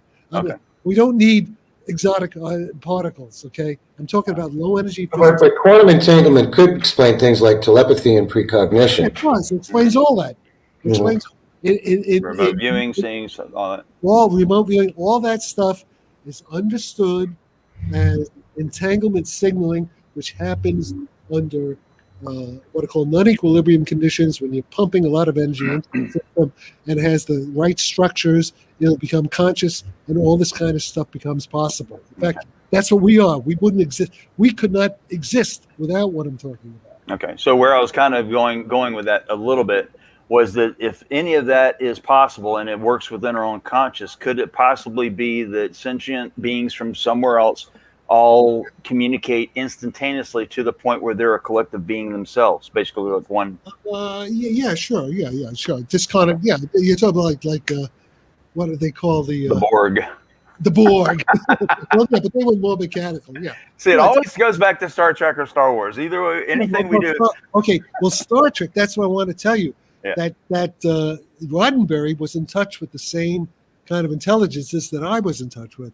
You know, we would do the part of the same. This Andrea Paharich group, you know, Uri Geller, all those guys. Was he one of the 400? Yeah, sure, of course he was. Okay, Obviously. very good. So let's get back because we're going to lose everybody on some of this stuff. Kim, what would you like to talk about on this subject? Well, I just think it's pretty obvious that something very, very strange is going on, and there is a cover-up, a long-term cover-up. I agree. And one could get the impression from all the tremendous media coverage that it's been getting lately that something is about to break. But I myself am skeptical. I don't think anything is going to break because we have the Robertson panel from back in the 50s and the Battelle study that said that, you know, telling the public of the existence of technologically advanced extraterrestrials would be socially disruptive to the point of being catastrophic. And I think that you know, that MO still applies. I don't expect, you know, everybody's talking about disclosure. You got Greer and all these other people. There's going to be, you know, an announcement. Yes, we are being visited by advanced non-terrestrial. We don't know if they're extraterrestrial, but they're non-terrestrial, and they have this incredible technology. And as far as we know, they're not hostile. But then again, we don't know if they're not hostile. I just don't see it. I don't see it, the dam breaking. I think it's going to be a big washout, this upcoming report, and it's going to be business as usual. Yeah, I agree with because of the national security implications and it being so disruptive, socially disruptive. That's what's on my mind. I'm wondering where this is going to go. It's a limited hangout, I think. It's like they're teasing everybody. Yeah, I agree with that. Except the Russians are not subject to those constraints. And as far as I know, the Russians are forging ahead on this. I could be wrong, but that's, you know. That appears to be the case. About it. The Russians came and talked to me. Okay. Well, I would prefer the Russians. Don't tell everybody that, Jack. I mean, I would prefer that the Russians get their hands on this technology than the communist Chinese. That's just my opinion. I agree. I think we could work a little bit easier with them. Assuming for a moment, I mean, of course, you guys know, you've seen through our emails back and forth, whatever, what my belief is on all of this. As far as the UAP task force report, my feeling is very strong that it's obviously going to be anticlimactic because a lot of people are expecting disclosure. Yeah, we all agree. We're all in agreement. So we're all on the same page there. But people are wondering what is going to be in it. Okay, Mike, if it's going to be anticlimactic and it's going to be this or that, do you know something? Is there information leaked or whatever? And yeah, we are watching information being leaked to us right now. We've had the images that Jeremy Corbell had. That's actually from the report that's coming out. My contention is this: if what I'm saying is true, that the objects, you know, like the Batman balloon and the shark balloon and the balloon that's on the screen here, this whole thing here is actually a high weather balloon. So all three images are balloons, in my opinion. So assuming just for a moment that what I'm saying is correct, if the UAP task force cannot identify these things and they've had 2 years to do it, how could we trust them with identifying or doing anything else? Jack, you've already said that they're idiots. Yeah, we cannot trust them. That's the point. Correct. And let me also say this: the Israelis have written, have taken an interest in this. There are the two Begin Sadat Institute, Bar-Ilan University. It's a well-known Mossad Israeli army think tank. Frank Milburn, who's a retired, he's kind of like you, Frank Milburn, British Air Force, British Army, graduate of Sandhurst. I think he was a paratrooper, SAS, whatever those guys are. He's a tough dude, combat, like Elizondo, but maybe more of a combat guy even than Elizondo. I don't know. But in any case, he's written 2 papers in which my ideas are there, rather extensively expressed. He also has Chris Mellon and Elizondo and John Alexander, has that whole crew there. But the point is, the Israelis have taken this seriously. Mm-hmm. Okay, so and Israel, that means the Russians have also. I mean, people watch what's happening, right? So the Israelis are clued in, and yet nothing's happening here. The people from the U.S. government, they have not directly contacted me on this stuff. They have not talked to Professor Wanzo, who's a full tenured professor of physics at Cal State, Fullerton. Okay, they haven't talked to him. He could tell them a thing or two, but they don't talk to him because people like John Alexander are preventing that from happening. So what about John Alexander? Why would he do that? John Alexander. Kim, when did we first meet John Alexander? 1980, right? With Laurie Chickering, Cafe Trier. Yeah, it was a long time ago. Long time ago. And I knew John Alexander from Joe Furman from ISSL. We've known him for years. We've always kind of got along fine until Donald Trump came along. He hates Trump. I mean, he's like crazy, insane. He believed everything. He believed the Steele dossier, which now the New York Times. Yeah, but do you really believe that Alexander has that much influence? Well, he obviously he does. He's in the Besa reports too. Sometimes someone doesn't even really need that much influence or that much power. They just need to be one step closer than you are to say something to someone. That's all they need. Whoever talks first. Okay, let me give you a fact. Yeah, it happened to me. Frank Milburn's uncle or something is a general or something in the British Army. Okay, and Frank said all his senior, his relatives in the British military, they think very highly of John Alexander. So he has a lot of influence. Okay, and because I was a pro-Trump guy, and John hates Trump with a passion, which I don't quite understand. Trump derangement syndrome. So we split in 2016, 2017 over Donald Trump. Mm-hmm. Even now John keeps sending.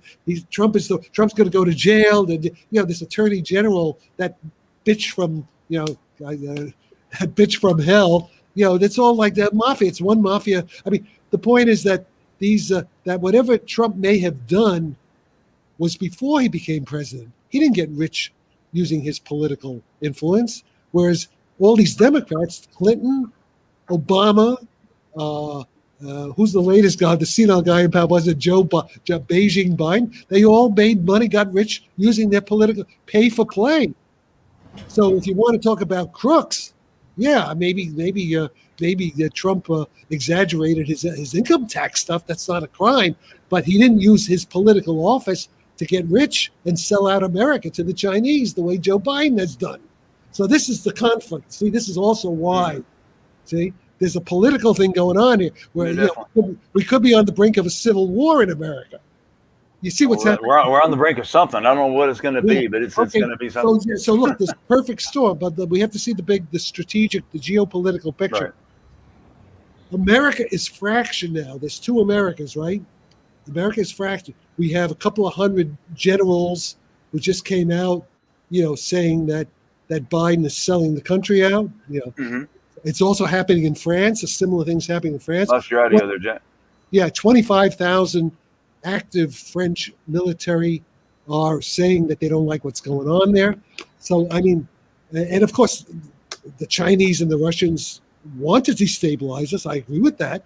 But the point is, we don't need Vladimir Putin to destabilize it. We've done it ourselves.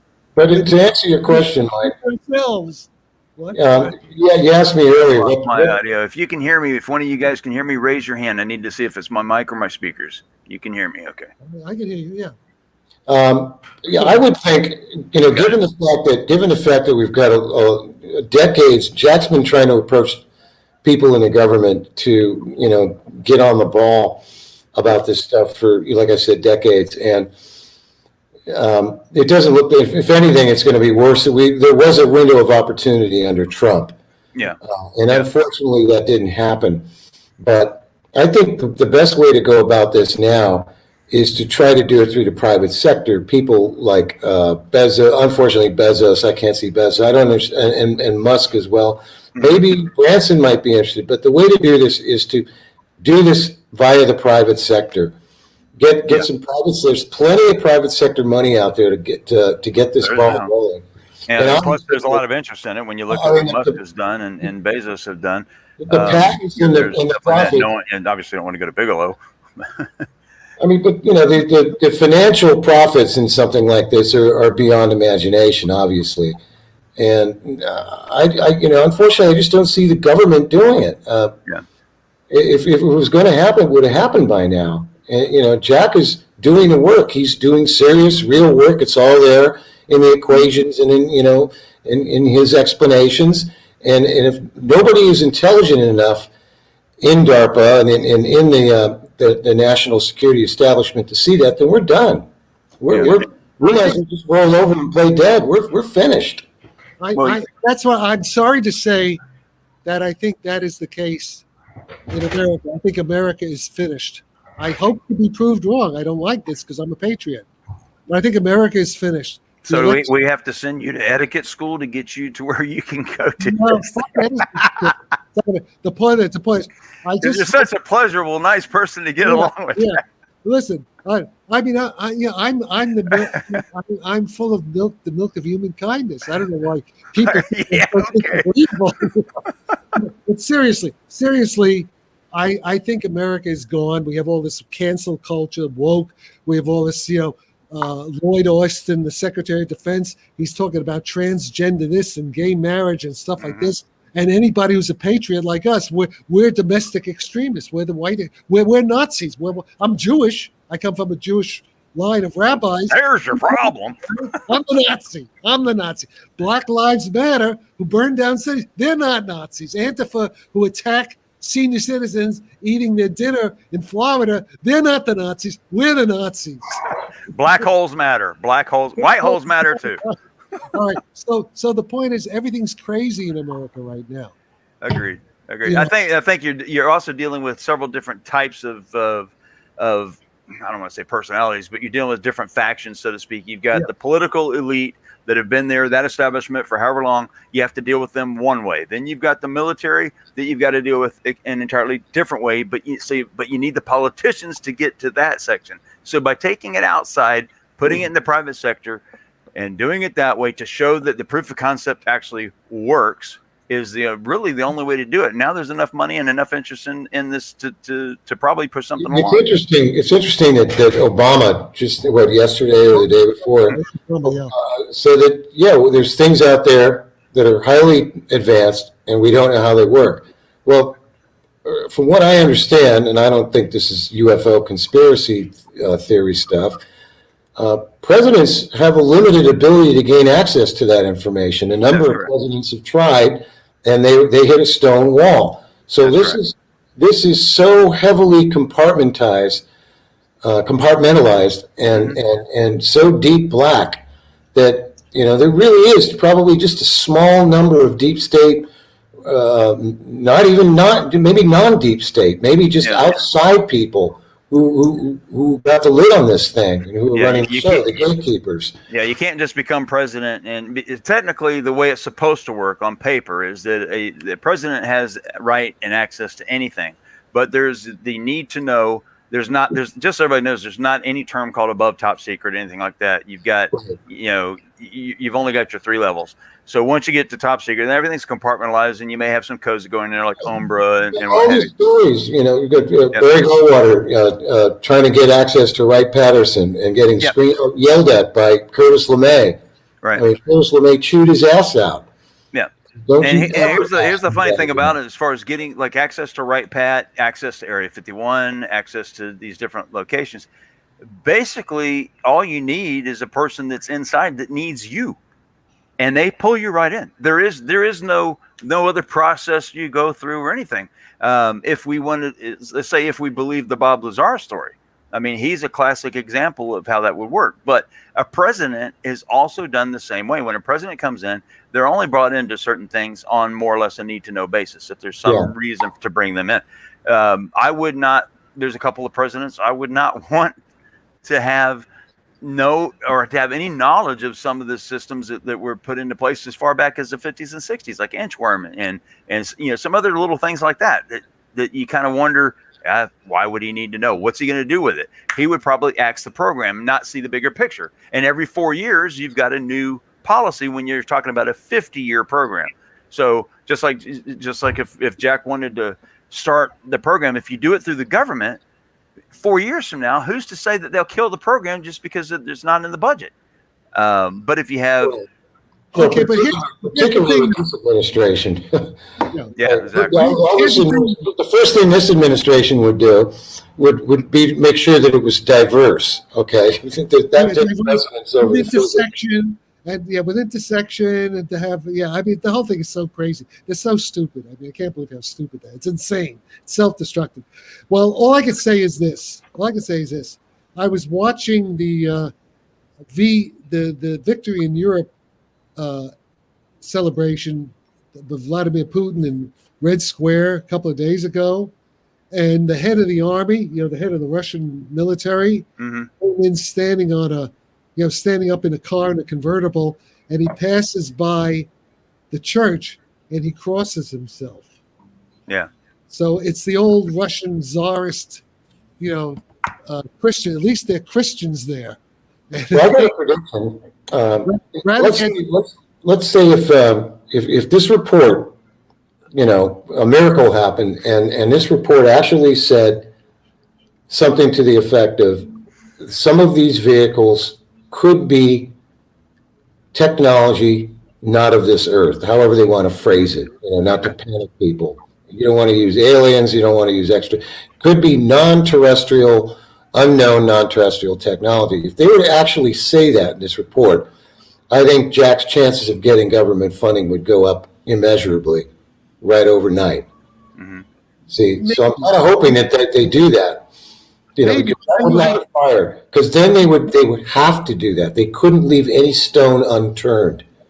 Right? We're not talking about. They may fund because you have people like John Alexander saying, "I don't know anything." John Alexander, who doesn't have a degree in hardly anything, John Alexander has bogus degrees in thanatology and social work or something, and he thinks he's a physicist. And John Alexander says Jack Starfighter doesn't know what he's talking about. Doesn't know any physics. Right, and that's where all the fear mongering and whatever comes in, because the public has to be in a constant state of fear for one reason or another. Fear is an acronym. It means false evidence appearing real.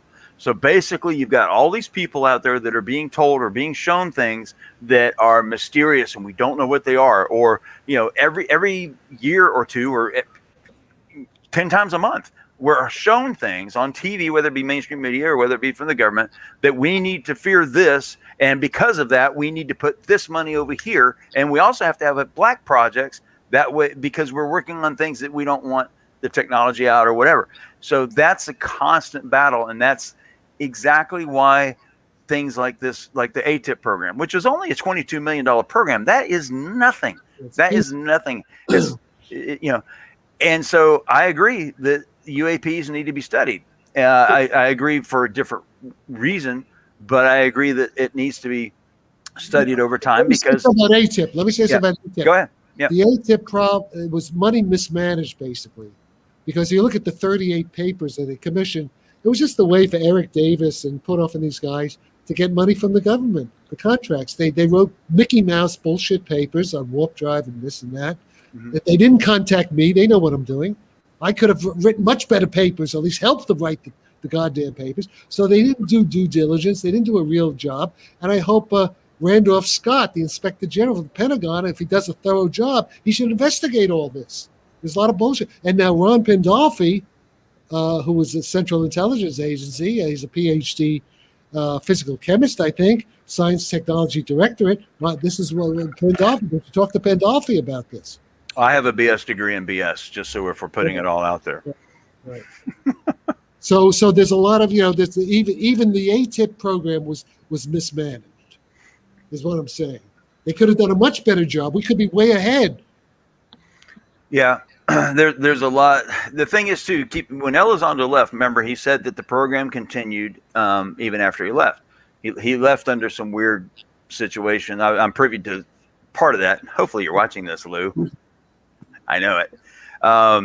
And essentially, keep in mind, just before he left, he effectively stole 3 videos under the Form 1910. Went through that mysterious form process that was And those videos may be fake, as you said. I don't know, but they. No, might I've be. never said the videos are fake. The videos are real. There's No, nothing. but I mean, the interpretation of them. Yeah, is, the interpretation is where I have a problem of it.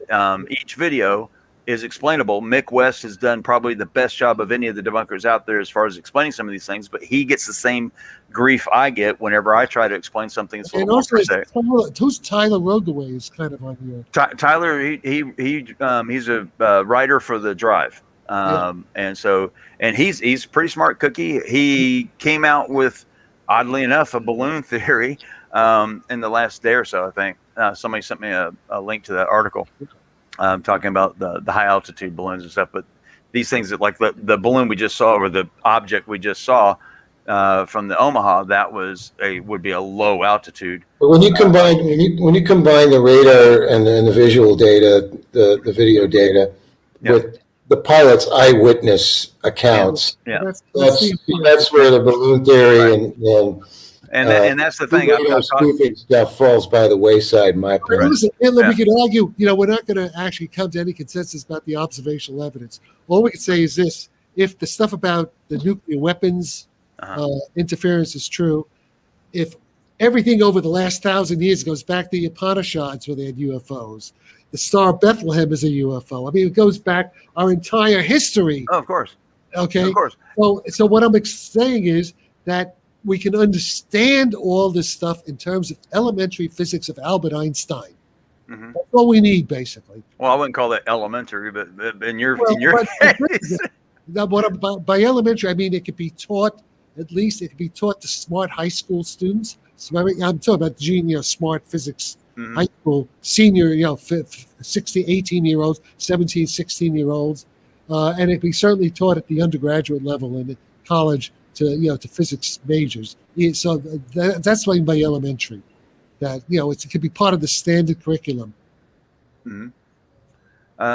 Let's see. Edward has a quick question here. Is go fast an illusion created by the speed of the jet flying over the ocean, filming an actually slow-moving object? The answer to that is effectively yes. It's called parallax, is what it is.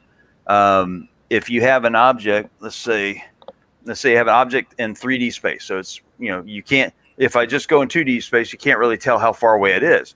So you would need some numbers. So if you knew how far away this object was, and you knew your altitude, and you knew the angle down that you were looking at it, from just that information, you could figure out how far away it is.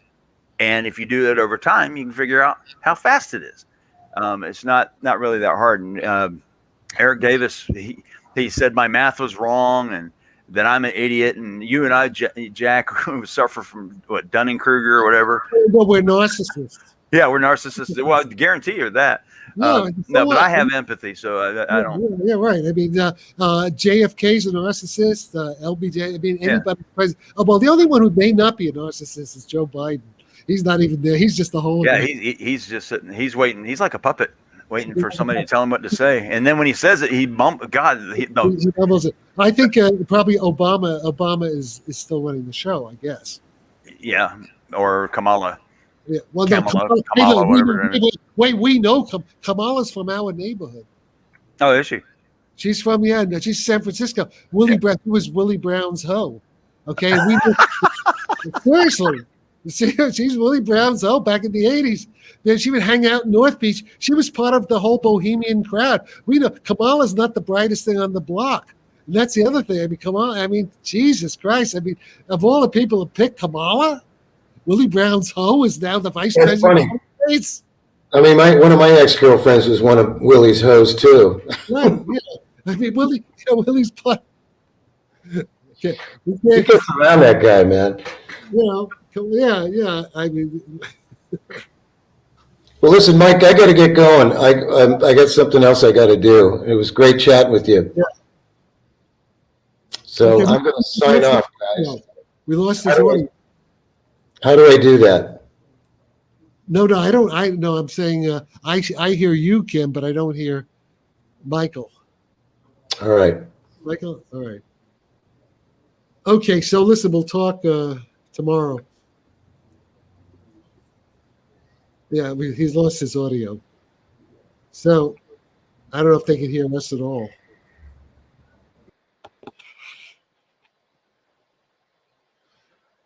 Well, we've been on for almost 2 hours. I think that's it. We've been on like an hour and 42 minutes, and I'm getting hoarse again. So, yeah.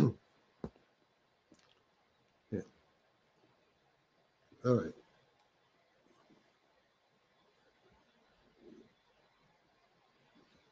Yeah.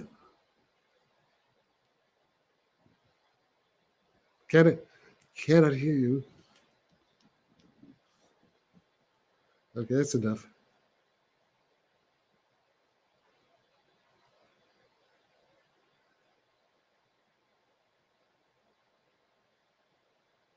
Okay. Sayonara. Can you hear me now? I can hear you now, but we couldn't hear you the last couple of minutes. I know. I figured it out. So what I'll do is we're a good amount of time into this. I'm going to Jack, I appreciate you coming by. Kim, I appreciate you coming by. And we'll go ahead and end it here. Let me see if there's any other quick questions here. Let's see here. Biden reminds. Okay, we're getting into the political part. Yeah. Let's see here. Let's see here. Are there any other UFO videos besides Tic Tac, Go Fast, and Gimbal? There's the ones that are the most recent, that are the ones that are compelling, that are the ones I'm kind of concentrating on, are the ones that the military or DOD has anything to do with. If they say that the videos are taken by the Navy, or if any of that comes out, I'm going to get on those videos. But Jack, you go ahead and take that. That's Kim. I'm still on. Oh, okay. Yeah, go ahead. Go ahead and mute your mic. So as far as the Kim says thanks. Kim says thanks. No problem. Appreciate it, Kim. Thank you.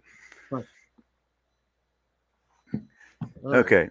So at this point, Jack, if you want to pop off here, that's cool. I'm going to just say a couple things and then we'll boogie on.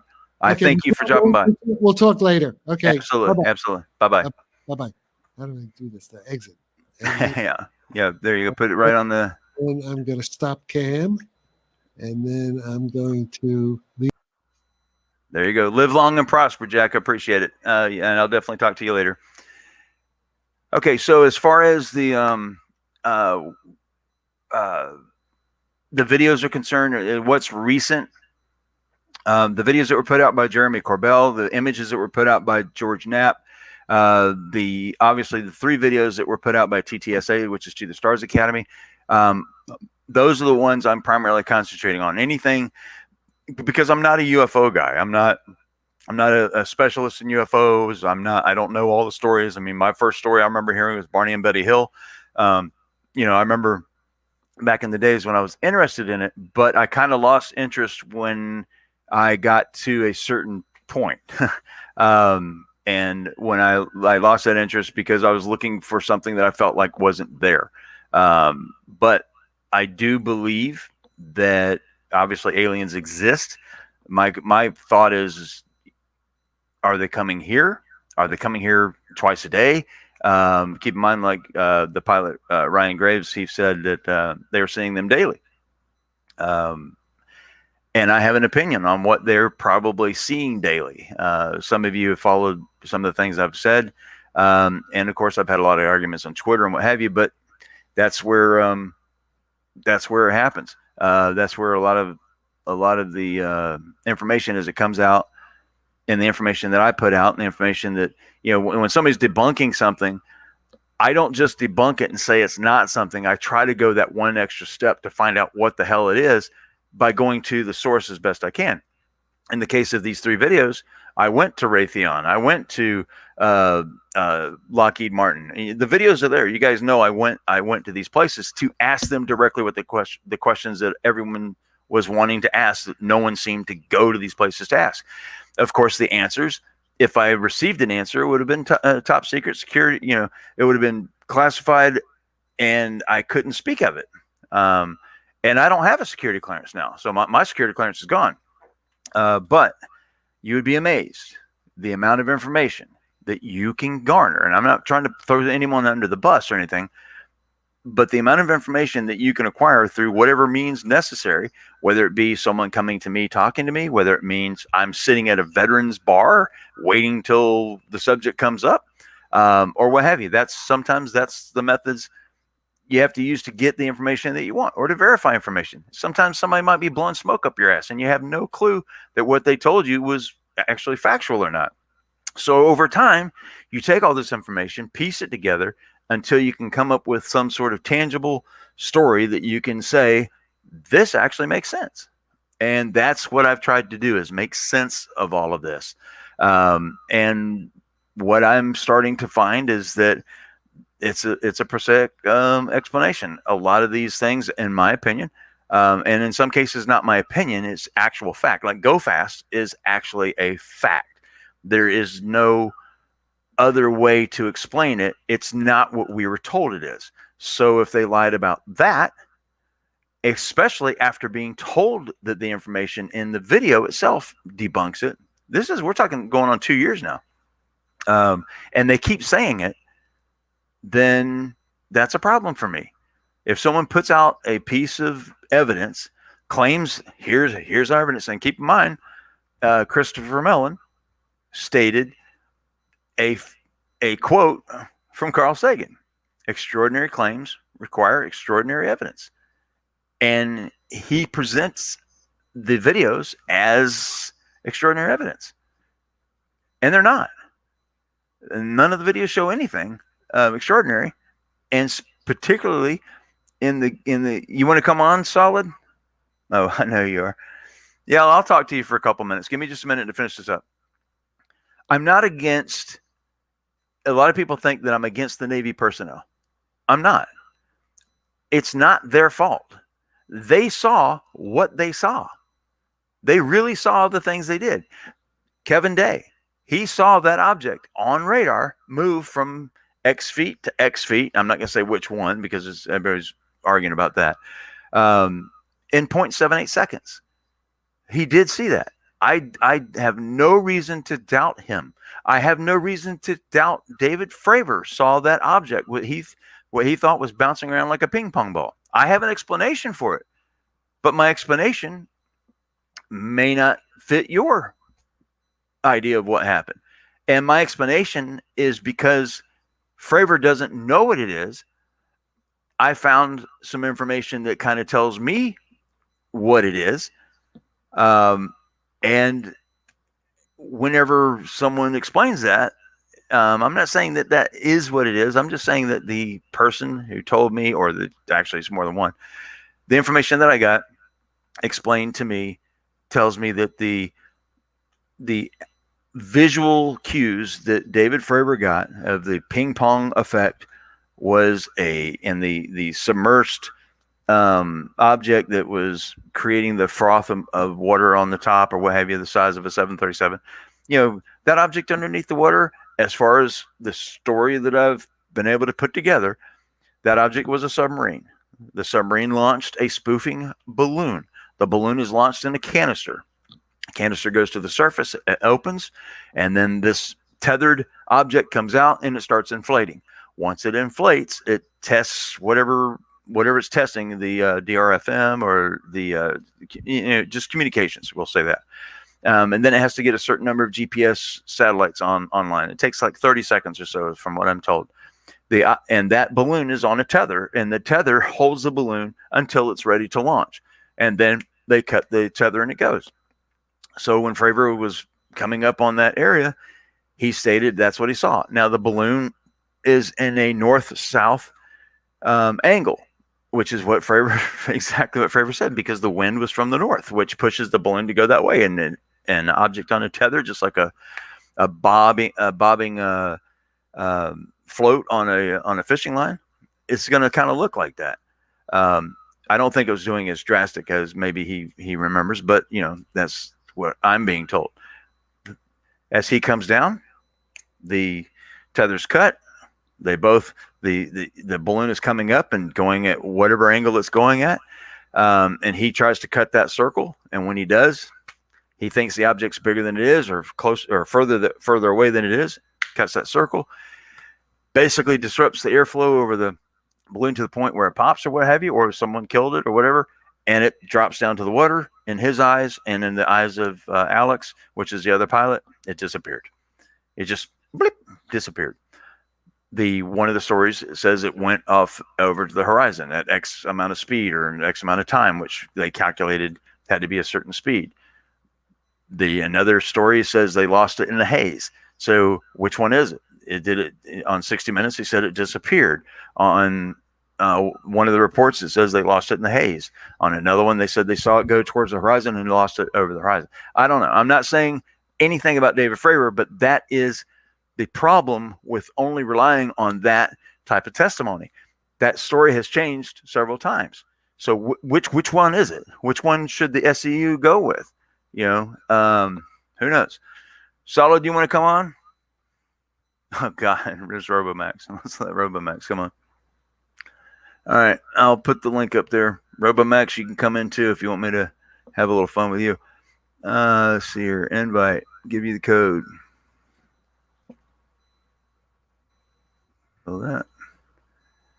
All right, Solid. Here you go. Come on and blast me. Robomax, you're in for your match here. This guy's funny. Surely nobody would deliberately blow smoke up people's asses. I don't know. People have been known to do that. There's your link, Solid. Speaking of Solid, I may have to go take one. So while we're waiting for Solid to come in and adjust his sunglasses that he's probably going to be wearing, and let's see, I bet he's going to be wearing black, and he'll have some sunglasses on.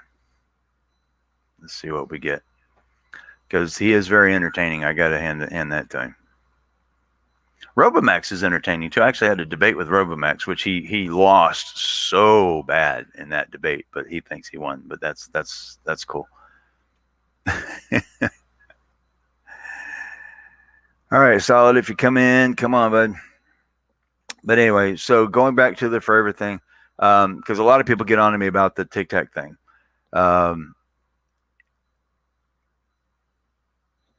It's not that I have a problem with the pilots. I don't.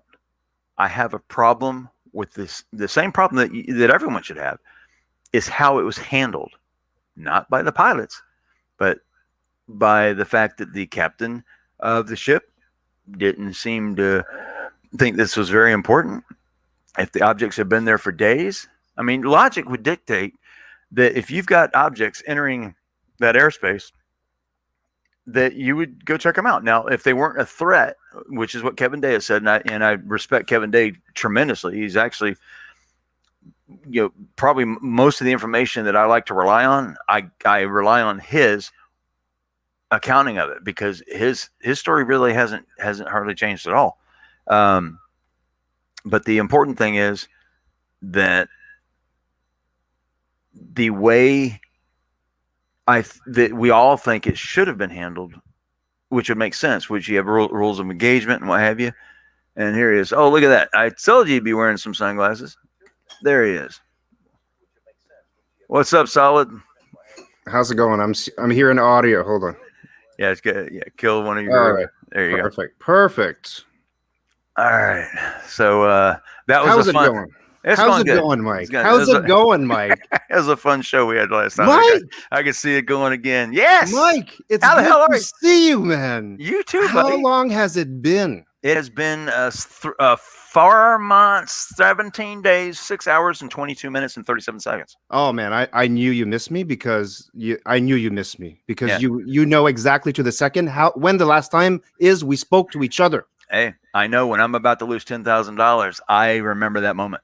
Well, your audience will remember, okay, that the last time I was here, we had us a little bit of a debate, and you lost, right? Yes, obviously. You obviously lost. We talked about the go fast, we talked about the tic tac, and we talked about the woo-hoo, the pilots that you will not acknowledge. No, I don't want to get too mad, okay? So you're I'm a guest here, okay? I'm a guest here. No, So yeah. I'm going to be polite with you for you now. You can talk however you want. This is totally, this is a casual, whatever. If you want to yell at me, cuss at me, whatever, do it. No, I don't need. I'm going to destroy you with my brain and my UFO logic. I feel the waves already. Because people here in your community, in your chat, and all this stuff, maybe they don't understand what a real UFO conversation looks like. Robomax doesn't understand. Everyone else is on the same page. Robomax is the problem. Okay.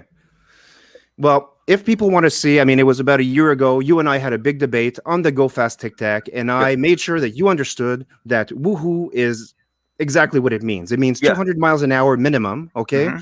And that the pilots, we should trust them. Whatever they say, we should trust them. They have years and years and years of study to capture moving targets and do all this stuff. Okay? Absolutely. So, Mike, I have a reason for being here tonight. I know you do. Okay. So I've seen you being naughty on UFO Twitter. Oh yeah, you're been naughty. You're kind of a troll. I can do troll like things like Robomax does all the time. Okay, but the reason is I respond to how I receive. If someone's nice to me, I don't like come out and go blah, blah, blah, blah, but I will come out and say, like, if a subject matter is brought up that I have particular information on, I'll come out and say it. Okay. I'll come out and say something on it, just like you're doing now. Fair enough. Woo-hoo. But me, I can't. Yeah, exactly. Woo-hoo. So I cannot abide, by a troll destroying the honor of Fravor and the Observers and all the professionals who are coming out, especially in this time. It is a critical time. Exactly. We can't have trolls like you destroying our morale. But I'm not. That's the thing, is I'm trying to explain. I have nothing against Fravor or what Fravor said, even though his story has changed. And I'm not saying that's because of him. What I'm saying is I don't have an issue with Fravor, Day, PJ, with Gary, any of them. The issue I have is how the military handles these situations.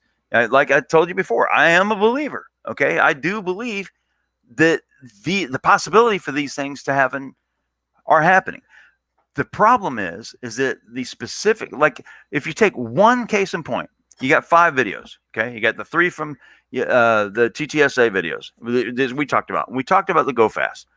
That video is 100% irrefutably debunked on its own, just with the information that's inside the video. So, and it can't be that one cannot be argued. Even Eric Davis attempted to, and didn't work. Tim McMillan, if you watch this, Tim McMillan came onto my Twitter feed and said, I'll take you up on that $10,000 offer, blah, blah, blah. And he went off to do the math, never to be seen or heard from again. Okay, fair enough. Okay.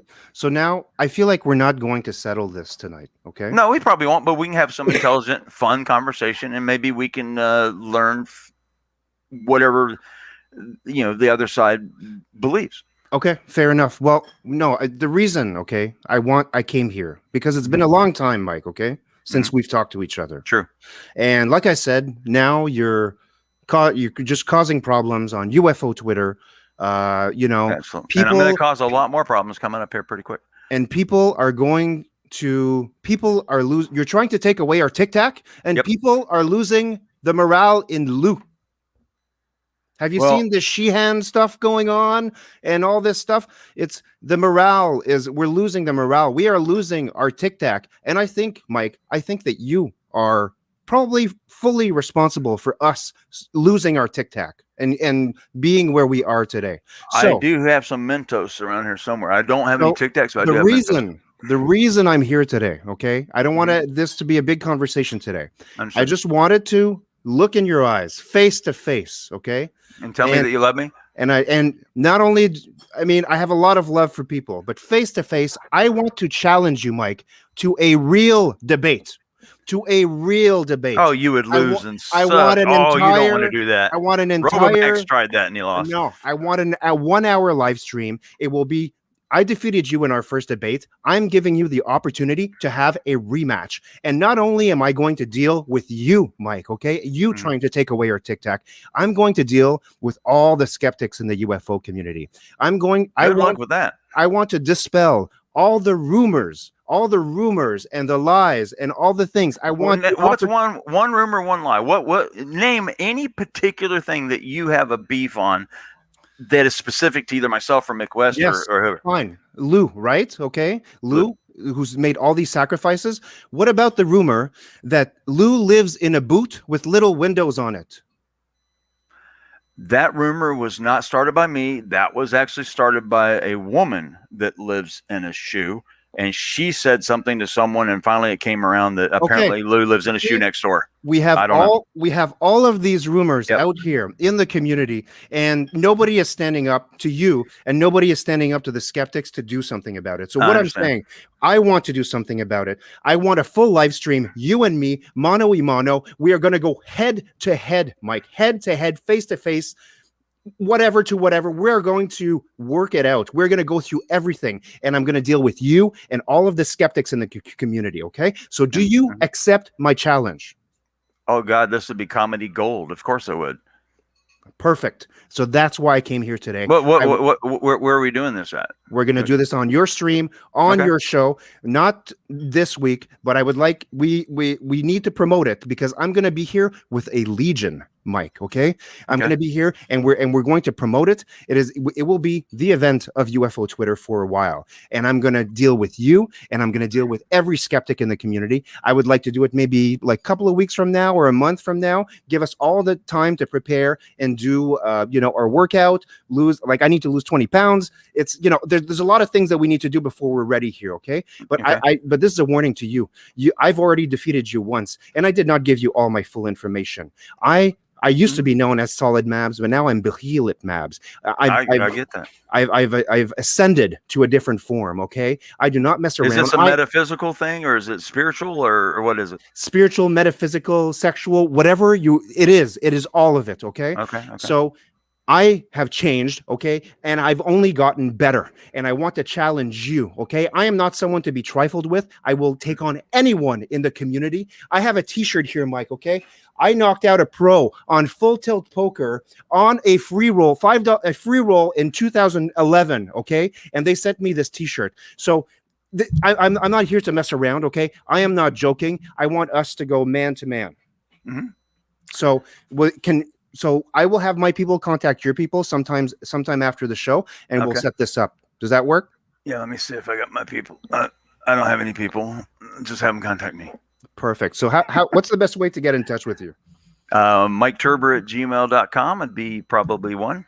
Perfect. So expect a message from my people. We will set this up properly. We will make sure there is an audience that can see me dealing with you and every skeptic in this community. All right.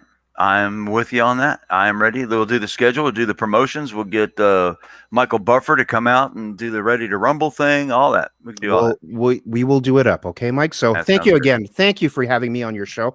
I look forward to defeating you for a second time. I will be the back-to-back Mike Turber defeater. Make sure you bring your cheerleaders and make sure one of those cheerleaders is Tim McMillan. Oh, he will be here. I hope so. I think he will. Perfect. Try to put him in the ring. All right, Mike. All right, buddy. Ciao. Take care. All right. Well, that's interesting. So anyway, if you missed the first time he was on, I'm not familiar with the UFO community at all. I didn't know this guy, but he came on when I did my $10,000 challenge. And basically I'd give anyone $10,000 if they could prove that my math was wrong, because Eric Davis, Dr. PhD Eric Davis, the guy that was in the New York Times that said that the United States is in possession of not just metamaterials, but actual debris from crashed UFOs and all this other stuff, which is fine. I'm not saying that that's not true. I'm just saying that that's the guy that basically tells me that my math was wrong. Yet when I confronted him with it, he couldn't do it and said that whatever. And he has a PhD in physics. Hey, I don't have a PhD in anything. And I took this board right here. I'm surprised I still have it. Still even have the drawing. Just using a protractor and this board here and a ruler, you can figure out how fast or how high go fast is. It's not that big of a deal. You don't need to do trigonometry. You just do a little bit of math. If anyone wants to learn it, we'll do that. No, he did not win the $10,000. He thinks he won, but unfortunately for him, he couldn't do the math. If anyone can prove that my math or Mick West's math is wrong, I'll even pay if they prove his math was wrong on that. Then we'll go, hey, Roger, I just saw your name up there. Welcome to the show. Flight Life, welcome to the show. Let's see here. Yeah, actually, Flight Life, that is exactly what Dr. Eric Davis said. And if Dr. Eric Davis, if you see this, which I'm sure someone will bring it to your attention, because I know you just got the email earlier about it, I challenge you directly. If you want to go on and do a debate, I'll debate you directly. If you would like to discuss the altitude and speed of go fast, which you claim is, or you agreed to the claim that TTSA has, where the speed is called hauling ass, which hauling ass directly translates to 2/3 the speed of sound. So it's going that fast, and it's low and near the surface of the ocean. If you actually believe that, if you're a physicist, you're a doctor, you teach other people stuff, you are one of the people that is relied on to actually guide us normal common people on this information, so we don't have to do the math. But when one of us does the math, which you should have done, which you told me that you're specialist, you actually sent me an email saying that they had 2 or whatever specialists, and one of them was actually on the email list that I'm on with you, and you stated that their math was accurate and correct. Well, Dr. Davis, hate to inform you, I would like to do it in a polite way, but since you tell me I've done in Kruger and all those other things, which maybe I do, but the weird thing is that I come through, that I actually did the math. I did it right there. Why don't you do that? Let's see you, Dr. Davis. Let's see you do some actual math. You won't. You can't. You know why you won't? Why you can't? Because you know I'm right. And there's no way in hell that you would actually go on a video and prove that I'm right. Same thing with you, Tim McMillan. Tim McMillan is the guy that wrote for Popular Mechanics. All the articles you see about UFOs and Popular Mechanics, chances are he wrote them. And Tim came on, which I have the Twitter feed. If you go to my Twitter account, you can see it. Tim comes on, sees the post I put, and he says, oh yeah, weren't you going to pay someone $10,000 if they could prove your math wrong? I said, yeah. And off he goes to do the math. And never to be seen or heard from again. He doesn't come back. And when confronted with it, he just ignores it. Now, he probably ignores it because I'm a big asshole or something, and that I'm very controversial, and that anyone that interacts with me probably has a problem.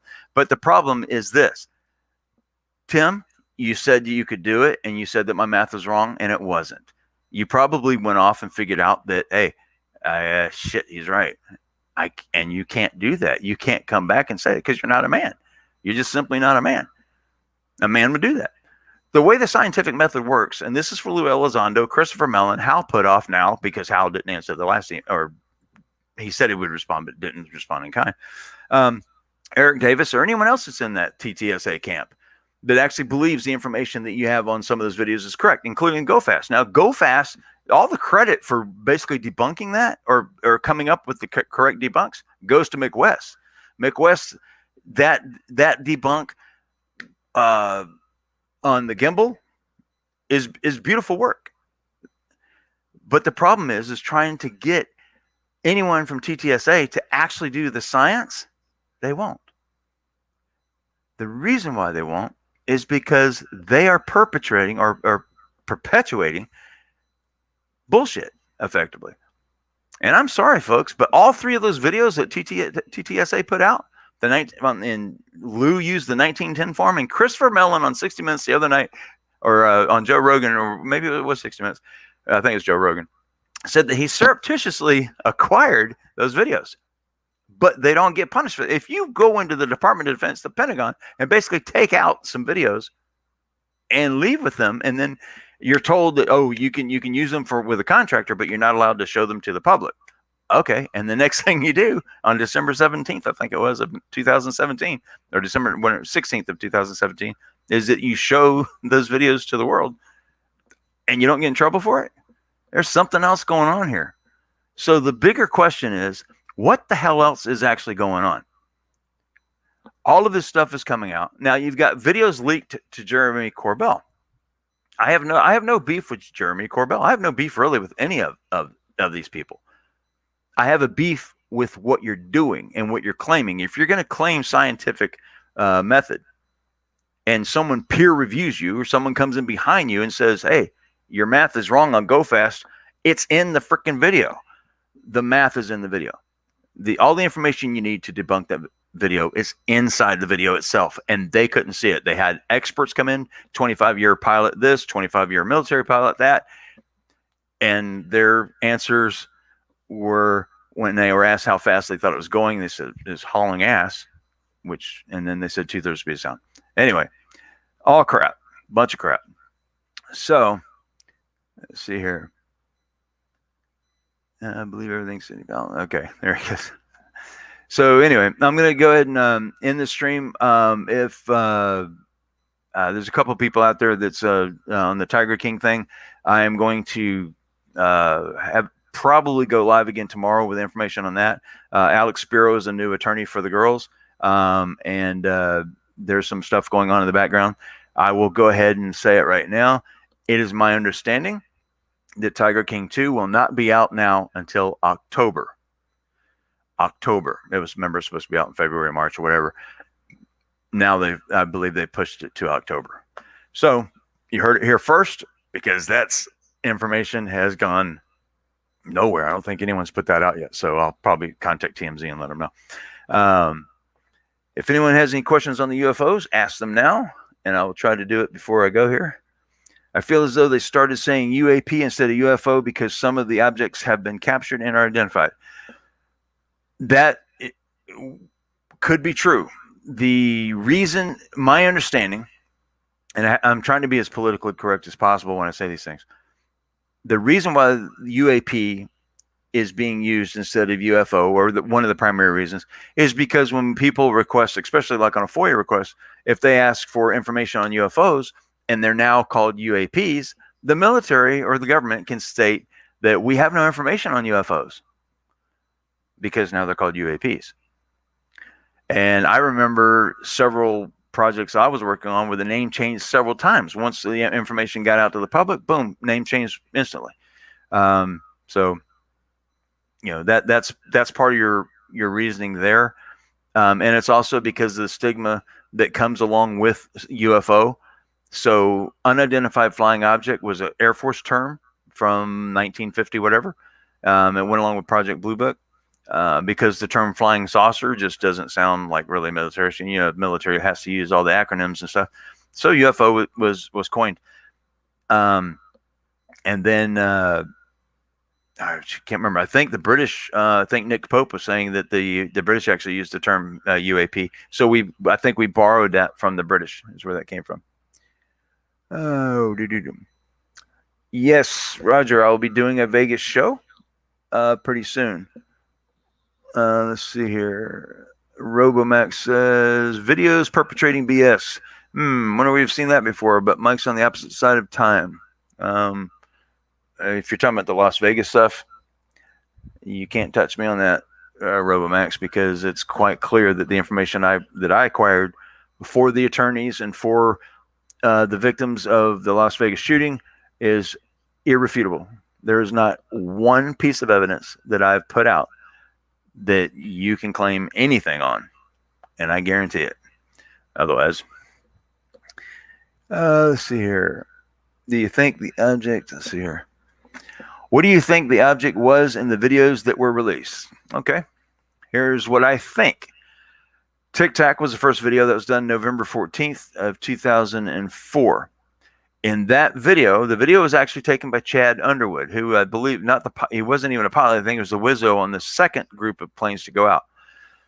Here's the odd thing. If you go back and read the reports, you won't see any mention of the wingman for Chad's flight. It's like the two planes take off. It's like the other flights, they talk about it, and now we know the name of the pilot, which is Alex Dietrich. But Chad goes out and he takes video of it. Now, let me ask you this, Edward. If you want to come in here, I'll send you the link. If you have an object in your sights and this object has caused 8X to be canceled, which is the whole training exercise supposedly was canceled because of this event,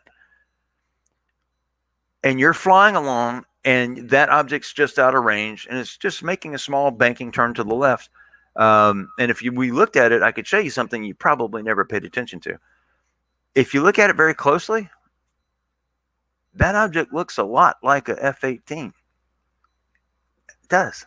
I even have a video of it, and I'll try to go to it, and let's see what that does. So I'm going to show you this video. My channel.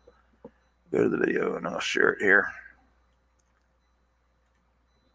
This video is very controversial. I get a lot of beef over it, and it's just as grainy as every other video that seems to be out there. But it's what I had to work with. And Dave Fouch is the guy that I got the video from. Let me share the screen. And tell me if you agree or disagree. Let's do share screen. We're going to share this screen.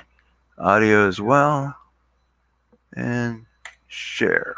There we go. Let's go full screen here. And play.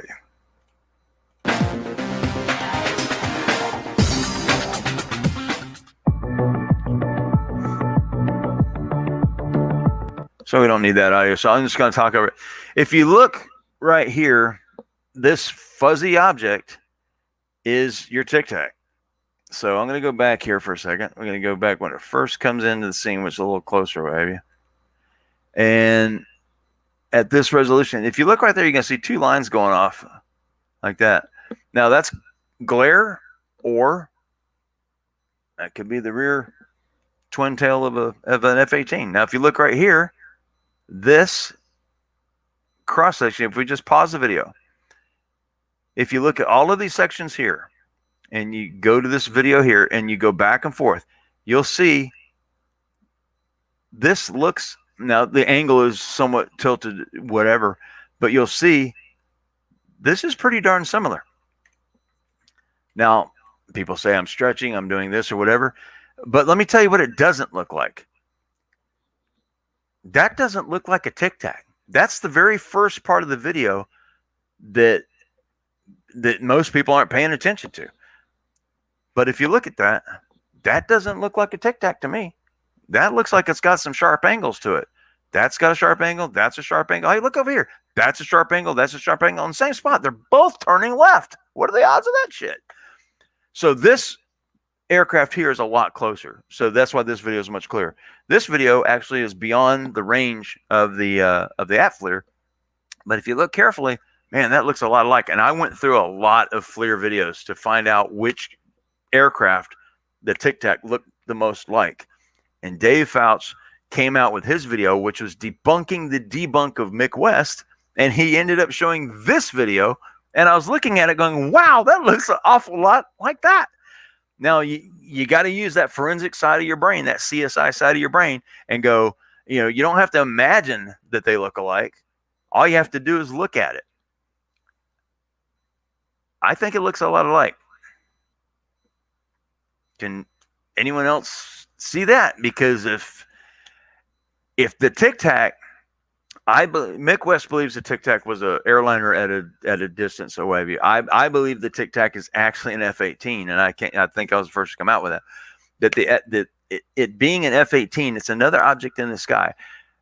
That doesn't mean that Chad is an idiot. It doesn't mean that Kevin Day was wrong. It doesn't mean David Fravor was wrong. It doesn't mean any of these guys were wrong. So all of the people that keep coming in, especially on Twitter, and come in and start blasting me saying, these guys are trained observers. I'm a trained observer. I'm also a trained observer. For 30 some odd years, I've been doing this shit. Okay. And I don't even need to be a trained observer to look at this and go, that looks more like that. If you want to go out and look for through a whole bunch of FLIR videos, at all the videos that I looked at, you know, C-130s, all these different objects of planes at a distance on FLIR. It's not easy to find all these planes at a distance on FLIR, but you'll find a few. You'll see that they look quite different, except this one. Thank you, Dave Fouch, for debunking a debunk. You actually ended up probably showing what that Tic Tac actually is. I believe the Tic Tac is actually Chad Underwood's wingman or some other F-18 that was in that area that day. Now, people say, well, that's impossible because, man, these planes got transponders on them and all these different things. It is possible. Oh, it's impossible because in the battlefield, blah, blah, blah, we know who's who. No, you don't. Sometimes you don't, because there's a term for that. It's called friendly fire. And friendly fire isn't friendly. Okay? So why would they even have a term for it if it didn't exist? It does happen. And I'm not saying that people make mistakes, pilots make mistakes, computers make mistakes. Shit in, shit out. The old theory of bad in, bad out. Simple as that. These two objects look a lot alike. So I'm on record now claiming that I believe the Tic Tac is actually, the video of the Tic Tac at least, is actually an F-18 beyond the range of the ATFLIR. Well, beyond the ranging range of the ATFLIR. The range, the laser designator on the ATFLIR can go out to, I think, 40 miles is how far out. So this object is probably past 40 miles. This object here is only a couple of miles away from the camera, from what I can tell. So that's why it's so much clearer. But if you look at that outline, God, that looks a lot alike, guys. That really does. So I really believe that this and this are the same type of plane. They're both F-18s. And it could be another aircraft, but if you watch this in motion, it just looks, it looks a lot alike. And then as he goes through the different things, that's when you see the image change up a bit.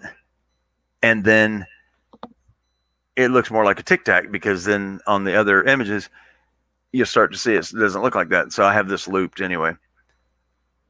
But at the end of the video, when you see the and this is what makes me so mad, is when you watch today's news talking about this, they don't talk about the possibility that this actual video has already been debunked. The Tic Tac video has been debunked greatly by Mick West. A tremendous job. And credit and kudos to Mick West. The problem is that mainstream media just accepts the line of BS that object is going X number of thousands of miles an hour. It's not. It's literally going from a zoomed image to a non-zoomed image and back and forth, and it looks like it's darting off to the left, and just as the camera losing its track. That's it. As soon as the camera loses track, the object moves at the exact same rate of speed. Go look at Mick West's video.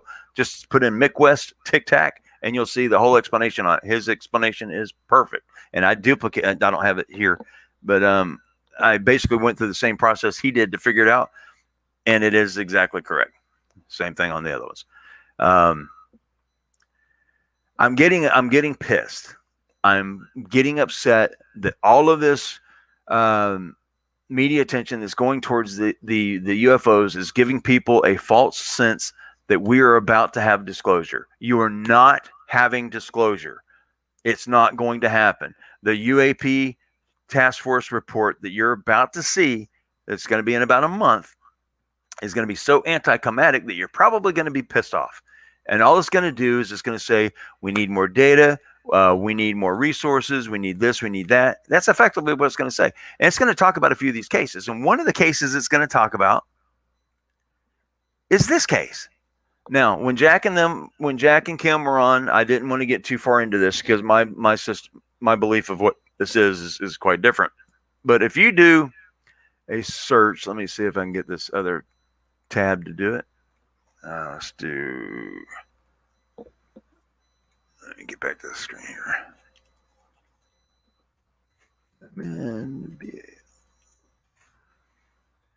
Okay. So I'm going to bring this over here. All right. If you search for Batman balloon, you're going to see this balloon. I think I'm still showing. Yeah. So if you see this balloon, all I did was I took that image and pulled it in to the image that Mystery Wire has, And I don't know. This is the second image that Mystery Wire put out. And that's the first image right there. And then this is what I put in. I don't know about you. Now, I can manipulate that a little further, but if I bring that up there, wow.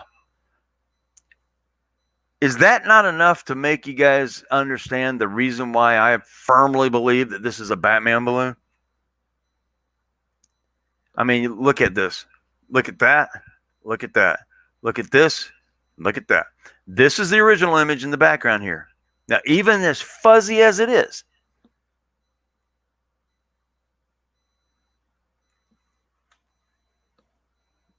it's a Batman balloon. And for 2 years, they've had these images for 2 years. And they can't figure out that this is a Batman balloon. That's pretty sad. Pretty sad. So you got that one, and then you have the other image, which is I came up with. The shark balloon. And another guy at about the same time I did, Cliff something. I can't remember his name. But Cliff something. Flarkey knows it. Who he is, but he came up about the same time. We both believe it was shark balloons. They're different balloons, but and then the other object, which is the other Mystery Wire object. I have to search for it over here. Let me see. Well, you've got the one that looks like a little circle. That is a weather balloon, as you see it from underneath. And let's cover that one real quick. I'm gonna do Mystery Wire, and then we'll do UFOs, and let's take a look. All right. So I'm going to go to the images that they put out, and there they are. Senators questioned. Let's see if he's got the video. Okay, so you have this one here. Let me put it on the right screen. All right, so this, you can see this right here. Hopefully you can. Make sure I got the right screen going. There we go. I have to pull that image back over here. All right. So if you look at this right here, I can't zoom in on it, unfortunately. I mean, if I take it out and put it on the other one. But look at that section right there. And then I'm going to pull over weather balloon. High altitude weather balloon.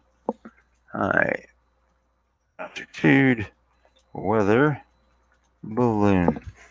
And sorry, this thing has gone on so long. But let's just pull up some images. I'll just pull all the images over here. And we can just pick which one looks like that. But that is an object far away from a distance or whatever the shape is. And that looks surprisingly like this one here, this one over here. So if we start going through all these balloons, I mean, the thing is it may not be that. But the problem is, if you already have one that's a balloon, that's a Batman balloon, the other one is pretty, in my opinion, clearly a shark balloon, and then this one. Here's a good one. Here, let's look at that one. Wow, that looks a lot like it, doesn't it? And people are saying, "Oh, that's not it." Okay, how can you say it's not it? What makes more sense? That it's aliens, an alien spacecraft coming here and floating around? They say, well, the pilots say the objects weren't moving and there was an X amount of knot winds heading towards it, that they were stationary. Where's the data for that? If you're going to claim something, show the data that supports it. Well, the pilot said that. Okay, well, the pilots say a lot of things. And if you're flying around due to parallax, you're driving a car near an airport and a plane's landing this way and you're driving this way, and sometimes it looks like the plane's not moving at all. Same exact scenario. You got a pilot that's flying and looking at something that he doesn't normally see. He's used to seeing planes. He's not used to seeing balloons at this altitude. And to him, that balloon is going to look like it's sitting there stationary. There's no data. I guarantee you there will never be data that supports that that balloon or that object was absolutely stationary for hours. They said that it was there for a long time. If it was there for a long time, this is all we get is these fuzzy pictures. Come on. I think the public is tired of it. We are so sick of getting videos that are cut, trimmed in the middle. Every single video that TTSA put out is a trimmed video. You don't see the end of the video. You don't see the beginning of the video. You just see the part they want you to see, and that's it. And I'm not saying that the pilots or whoever took the video did something wrong. I'm saying that however the video is categorized or whatever, whoever at some point in time cut that little part of the video out, I got a problem with that person. And this is what we get. And then Jeremy Corbell gives us this image the other day that, again, Mick West was able to debunk as bokeh, which is that green, the nighttime vision. Again, those objects are most likely airliners going in for a standard landing. But we're told that they're drones at 700 feet above the ship or whatever. Okay, where's that data? Anyway, going off on a tangent here. I'm going to cover this stuff in a lot more detail later, but let me get to any questions that might be up here. Such a broad term. Michael's not referring to your CCTV video, but the videos, BWC, etc. in total. Okay. I'm out. Thanks, Roger. And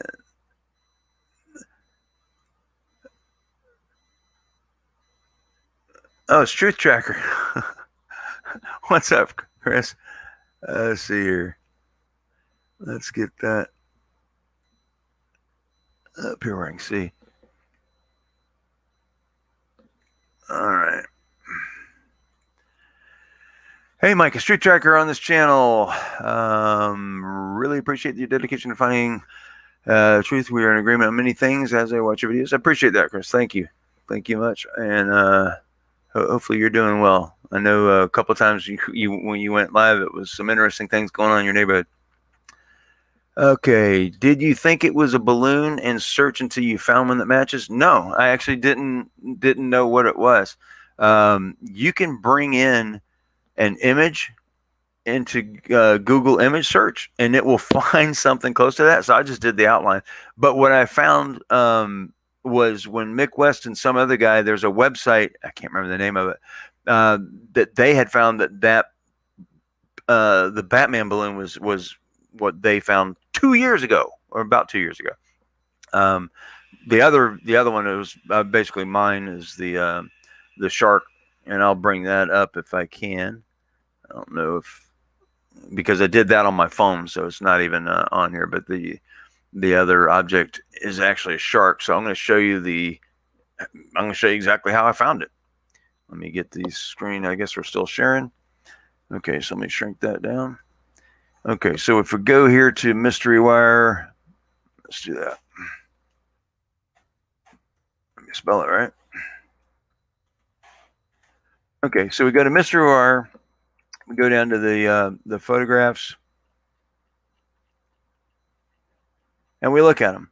Okay, so this one here. Now, this one was a fun one. So as you look at this, the image is actually a little bit squished for some reason because it's skipped over to 72 DPI or whatever. But look at this, and then let's go back to the page again. And this is it at whatever regular resolution you want to call it. Let me get this larger on the screen here. All right, so I figured, well, it's got to be a balloon anyway. And I started looking at it, and I was like, wait a second. Doesn't that look like a mouth right there? Doesn't that look like a white line down the side? And this looks like a little gondola thing hanging on underneath. You see it, if you can see it on the other image. Let me go back. So when you zoom in, now I did it in Photoshop. I have a video of how I found this. But you'll see like something hanging down there or whatever. And you can make a joke about that, I guess. But let's go over here and let's do a Google search for shark balloon. Shark balloon. I thought it looked kind of like a shark. And sure enough, I come across these images. And as I do, I see one now because I'm looking for key parts. I'm looking for the mouth being separated with white above the mouth and below it, and the mouth being relatively in the shape. Of course, that's the nose or what have you. And then this is a dorsal fin. So I'm like, okay, what looks like that? And then, wow, it looks a lot like that. Looks a lot like this one. It looks a lot like a lot of these. It doesn't look like that one, though. It doesn't really look too much like that one. But this one, it looks a lot like that one. You see the dorsal fin up top, and if you get close, you can even see that it has the remote control thing hanging underneath, or that one specifically. So look at this. Look at the mouth and everything. The dorsal kind of leaning over. And then we go back to this. It looks a lot. Now you have to do it in your head as far as figuring it out. But hey, it's a freaking shark, man. And the other round part, the round image, in my opinion, is a high altitude balloon image taken from an angle, and it looks just like it. So all three of those are balloons. I'm not saying the pilots are idiots. I'm not saying the pilots can't tell a balloon from a whatever. What I am saying is that when something like this is found, we have to have a better system in place to figure out what these things are. If the objects appear to be balloons and they're hanging around, I mean, they even said that these things are hanging around for hours and hours and hours. And Lou Elizondo comes on and states, we know of no object that can stay aloft for hours at a time, that can, has no sign of propulsion, that has no actual elevators or ailerons or rudders, nothing, no control surfaces whatsoever. So what object can you think of that has no visible sign of the lift, has no visible sign or no actual visible control surfaces, no sign of visible propulsion, no jet plume, and they're dumbfounded by this? And I'm like, are you serious? I can quickly come up with a balloon. A balloon exhibits all of that shit. So he has his 5 observables. I'm going to have my 5 non-observables. I don't know. It's crazy. It's crazy. All right. Hey, Tim, how you doing, buddy? Tim, you can come on the show if you like. You missed some of the stuff from earlier. So whenever I'm saying these things, I want to make the point extremely clear. I have no issues with the pilots. I have issues with the military's protocol and how they handle these situations, just like Lou did as well.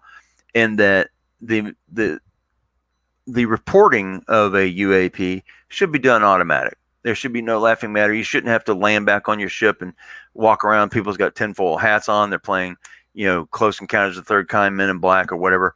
That shouldn't happen. I mean, if it does, whoop-de-doo. I mean, your man, take it with like a grain of salt. Because if you come back and you claim something extraordinary and you don't have any proof of it, then what do you expect? That's the problem.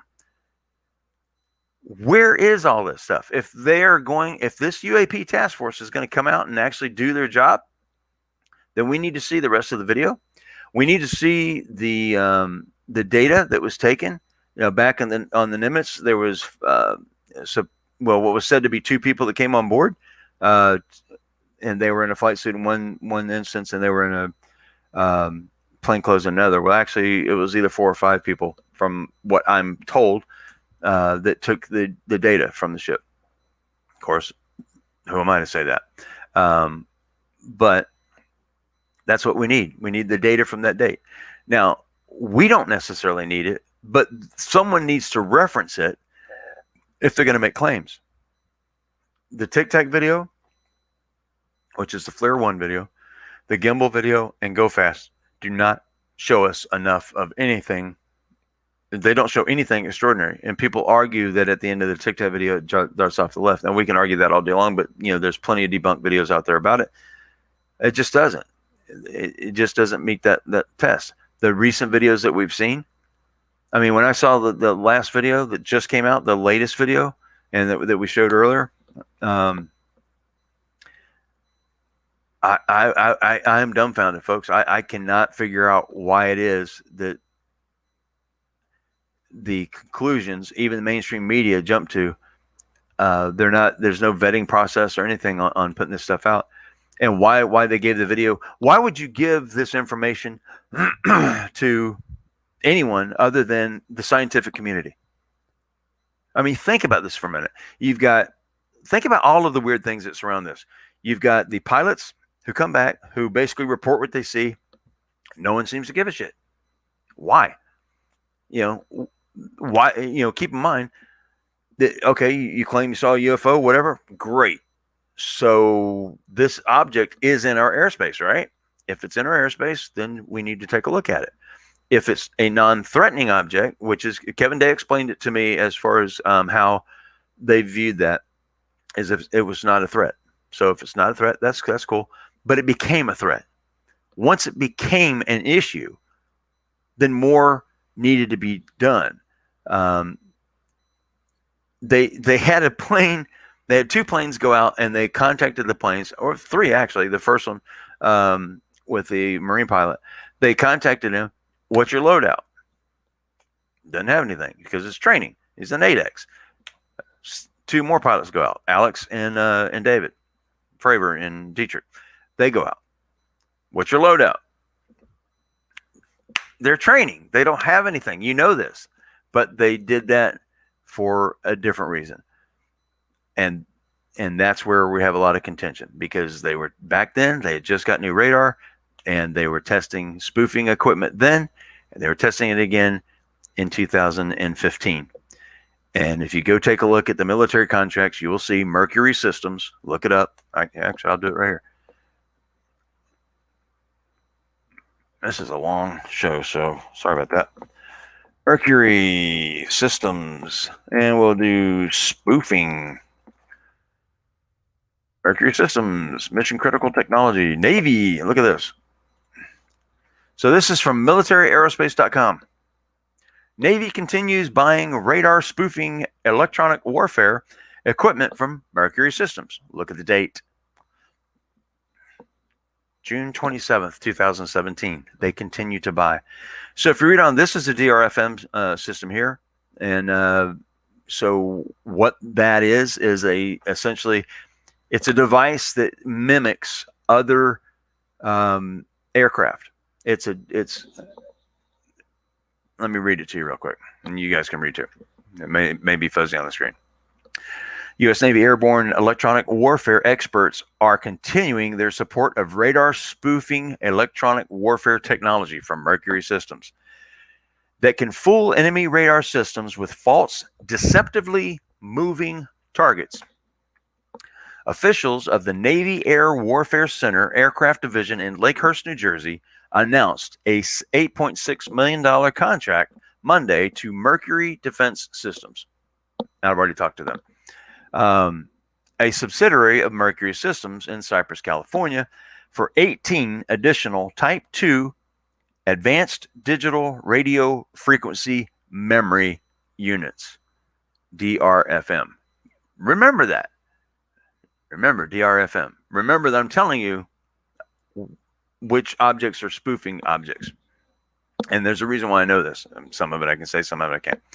The Navy ordered 28 DRFM units of Mercury in April of 2016, a contract for $15.4 million, and ordered 14 DRFM units in June of 2015 at 7.6.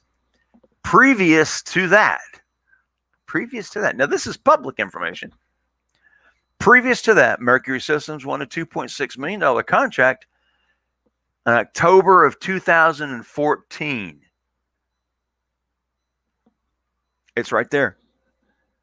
They won a contract, $2.6 million DRFM order on October of 2014. In January of 2015, Roosevelt event happened. This order is for a U.S. Air Force Small Business Innovative Research Project, SBIR, called Advanced Technologies for Digital Radio Frequency Memories. So let's talk about this a little bit. And I'm going to, if you guys want to keep listening, I'll keep talking. Probably got 2 people in the room. I don't know. DRFM technology has several unique features for covert EW applications. First, it provides coherent time time delay of RF signals in applications like radar and electronic warfare. What that time delay is it make a time delay signal allows a signal to go out with a time delay built into the signal, makes it look like the object's moving because the time delays, red shift, blue shift, whatever you call it. So you have that. It also produces coherent deception jamming. Coherent deception jamming to an enemy radar system by replaying a captured radar pulse with a small delay, which makes the target appear to move. So this device right here is basically hanging on a balloon or whatever aircraft can carry. It doesn't matter. It could be anywhere. Receives a signal and sends back a signal to the radar, basically telling it that it's moving. But it's not. It's just a signal. So the radar operators are going to be looking at a screen, and it's going to appear that this object's moving. But wait, there's more. DRFM can also modulate captured pulse data in amplitude, frequency, and phase to provide other effects. A Doppler shift correlates range and range rate trackers in the radar. DRFM also can replay captured radar pulses many times to fool the radar into perceiving many targets. Does any of that sound familiar? This technology is spoofing technology, and it obviously is being utilized. Let's say it was used against us by Russia or China. This is where the possibility exists that they could have been doing it. But no, the information that I received basically tells me that just before the Nimitz went out, its radar system was upgraded. During the upgrade process, I can't say the next part. During the upgrade process, let's just say it was then able to see these UFOs. Effectively, what you had was a test procedure being performed on the Nimitz when it was in the training mission to see if these radars could actually be spoofed. Our own radars be spoofed. They were. That system back then was designed by Raytheon. And Raytheon and another company, there's actually 2 or 3 companies that did that. And this isn't like highly classified information because you can look at the contracts and see it. But since Raytheon made both the ATFLIR and Raytheon made the actual spoofing system, and Lockheed makes the other things, yeah, that's what you have. You have the ability to basically spoof your own guys. If you can spoof your own guys, then you can spoof anybody because we have the best, right? Okay, so advance 10 years or so. So you go 10 years forward, new technology is coming out. Mercury Systems is now competing for a contract. What do? Test it too. Amazingly enough, if you look at the way these things were described, was a rectangle or a cube inside of a sphere. Okay, well, that perfectly describes one of the radar reflector balloons. Say if let's go back to this here. So if DRFM can replay captured radar pulses and to perceiving multiple targets, fine. Small packages, fast response, and large volumes of low latency compute power define the DRFM evolution, which means it's evolved, which means they've, over the period of years, keep in mind, back in October of 2014, they had taken possession of some of these, and they had tested that before then as well, back to 2012, I think. So anyway, you guys can take a look at this page.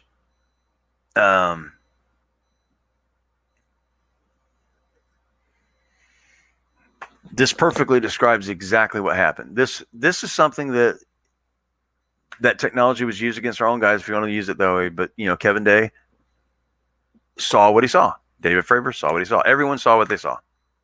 And I have nothing. I am not against the Navy personnel or anything like that. What I'm against is the fact that after all of this stuff was seen, that it's clearly evident to me, at least, and to some others, that if they didn't act upon it and it wasn't a threat, then that means they knew it wasn't a threat. And if they knew it wasn't a threat, how would you know?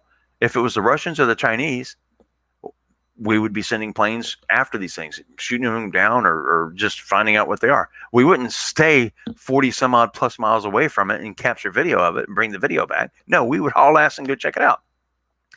Keep in mind that the object was actually closer to the United States, as far as I know, depending on the angle that it was at. So that means that it was closer actually to another base, where another base could actually send a plane up, and 15 minutes the plane would be there to figure out what it is if Chad's plane didn't have enough fuel to get there. Smoke's being blown up our butts. I guarantee it. And the problem is that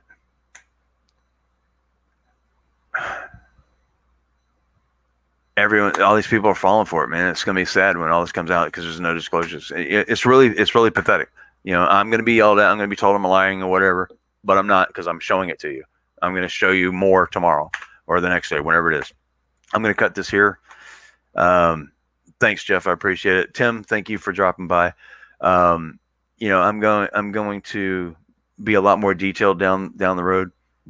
Tonight was kind of a off the fly kind of thing. It was funny when Solid came in. That was hilarious. But I appreciate Jack and Kim for coming by and discussing what they discussed.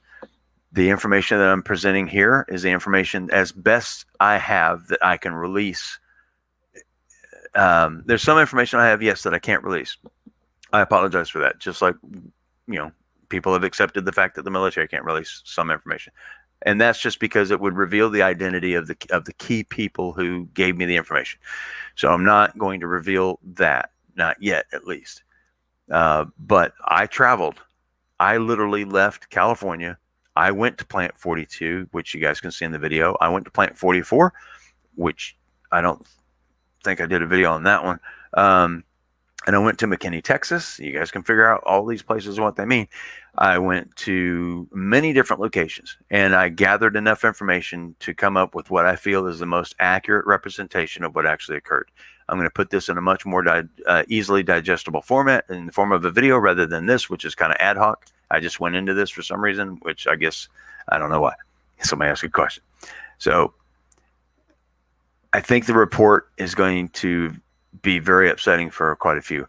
What's going to make me mad is if that report comes out and they don't identify that is a freaking Batman balloon.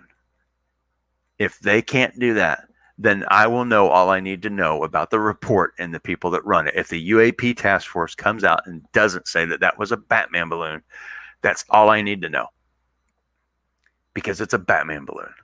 The other one is a shark balloon. I don't care if you believe it or not, but that's what they are. Okay? I think there's enough evidence to support that. And if they don't come out and say it, or unless they have a better explanation, it have to be one crazy ass explanation. But I don't think they're going to come out with anything explaining it like this, because it would be too embarrassing that they couldn't figure it out. But they should admit that, yep, that's what it was. This is just ridiculous. And because most people want to believe the other things, that presents a problem for debunkers and people like us. It's like, after a while, most people give up. I'm not going to give up. I'm not giving up at all. I'm just going to keep on doing what I do. I hope Mick West does the same. You know, keep going, because this is total. I mean, it's a freaking Batman balloon. I mean, come on. You know, go fast. You know, Dr. Eric Davis, at some point in time, you need to man up, bro. I like saying it like that. You need to man up, bro. You need to actually come out and say, you know what? You were wrong. And if I can come out and not even use a calculator and still get the right answer, and you're telling me that my math is wrong? No, I don't think so. Don't think so. $10,000 to you or to the charity of your choice if you prove that I'm wrong. You guys have a good night. I appreciate everybody. Thank you, Jeff, for coming by. Thank you, Tim, everybody. Again, thank the guests, Jack and Kim, and also Solid. And I guess I'll be debating Solid sometime in the future. That's got to be a pure comedy routine. Chris thinks I live next door to Lucky, but supposedly they are closing their doors. Let's see here. Life's curious what's place. Aren't you in New Jersey? I think he is. The issue with UFOs going forward is in how the drones are going to complete mainstream flying in the sky, so things will continue to get more confusing. Absolutely. There's going to be a lot more UFO sightings. A lot more. I might even produce a couple myself. All right, you guys have a good night. Thank you for watching. I'm Mike Turber, 5x5 News. Peace.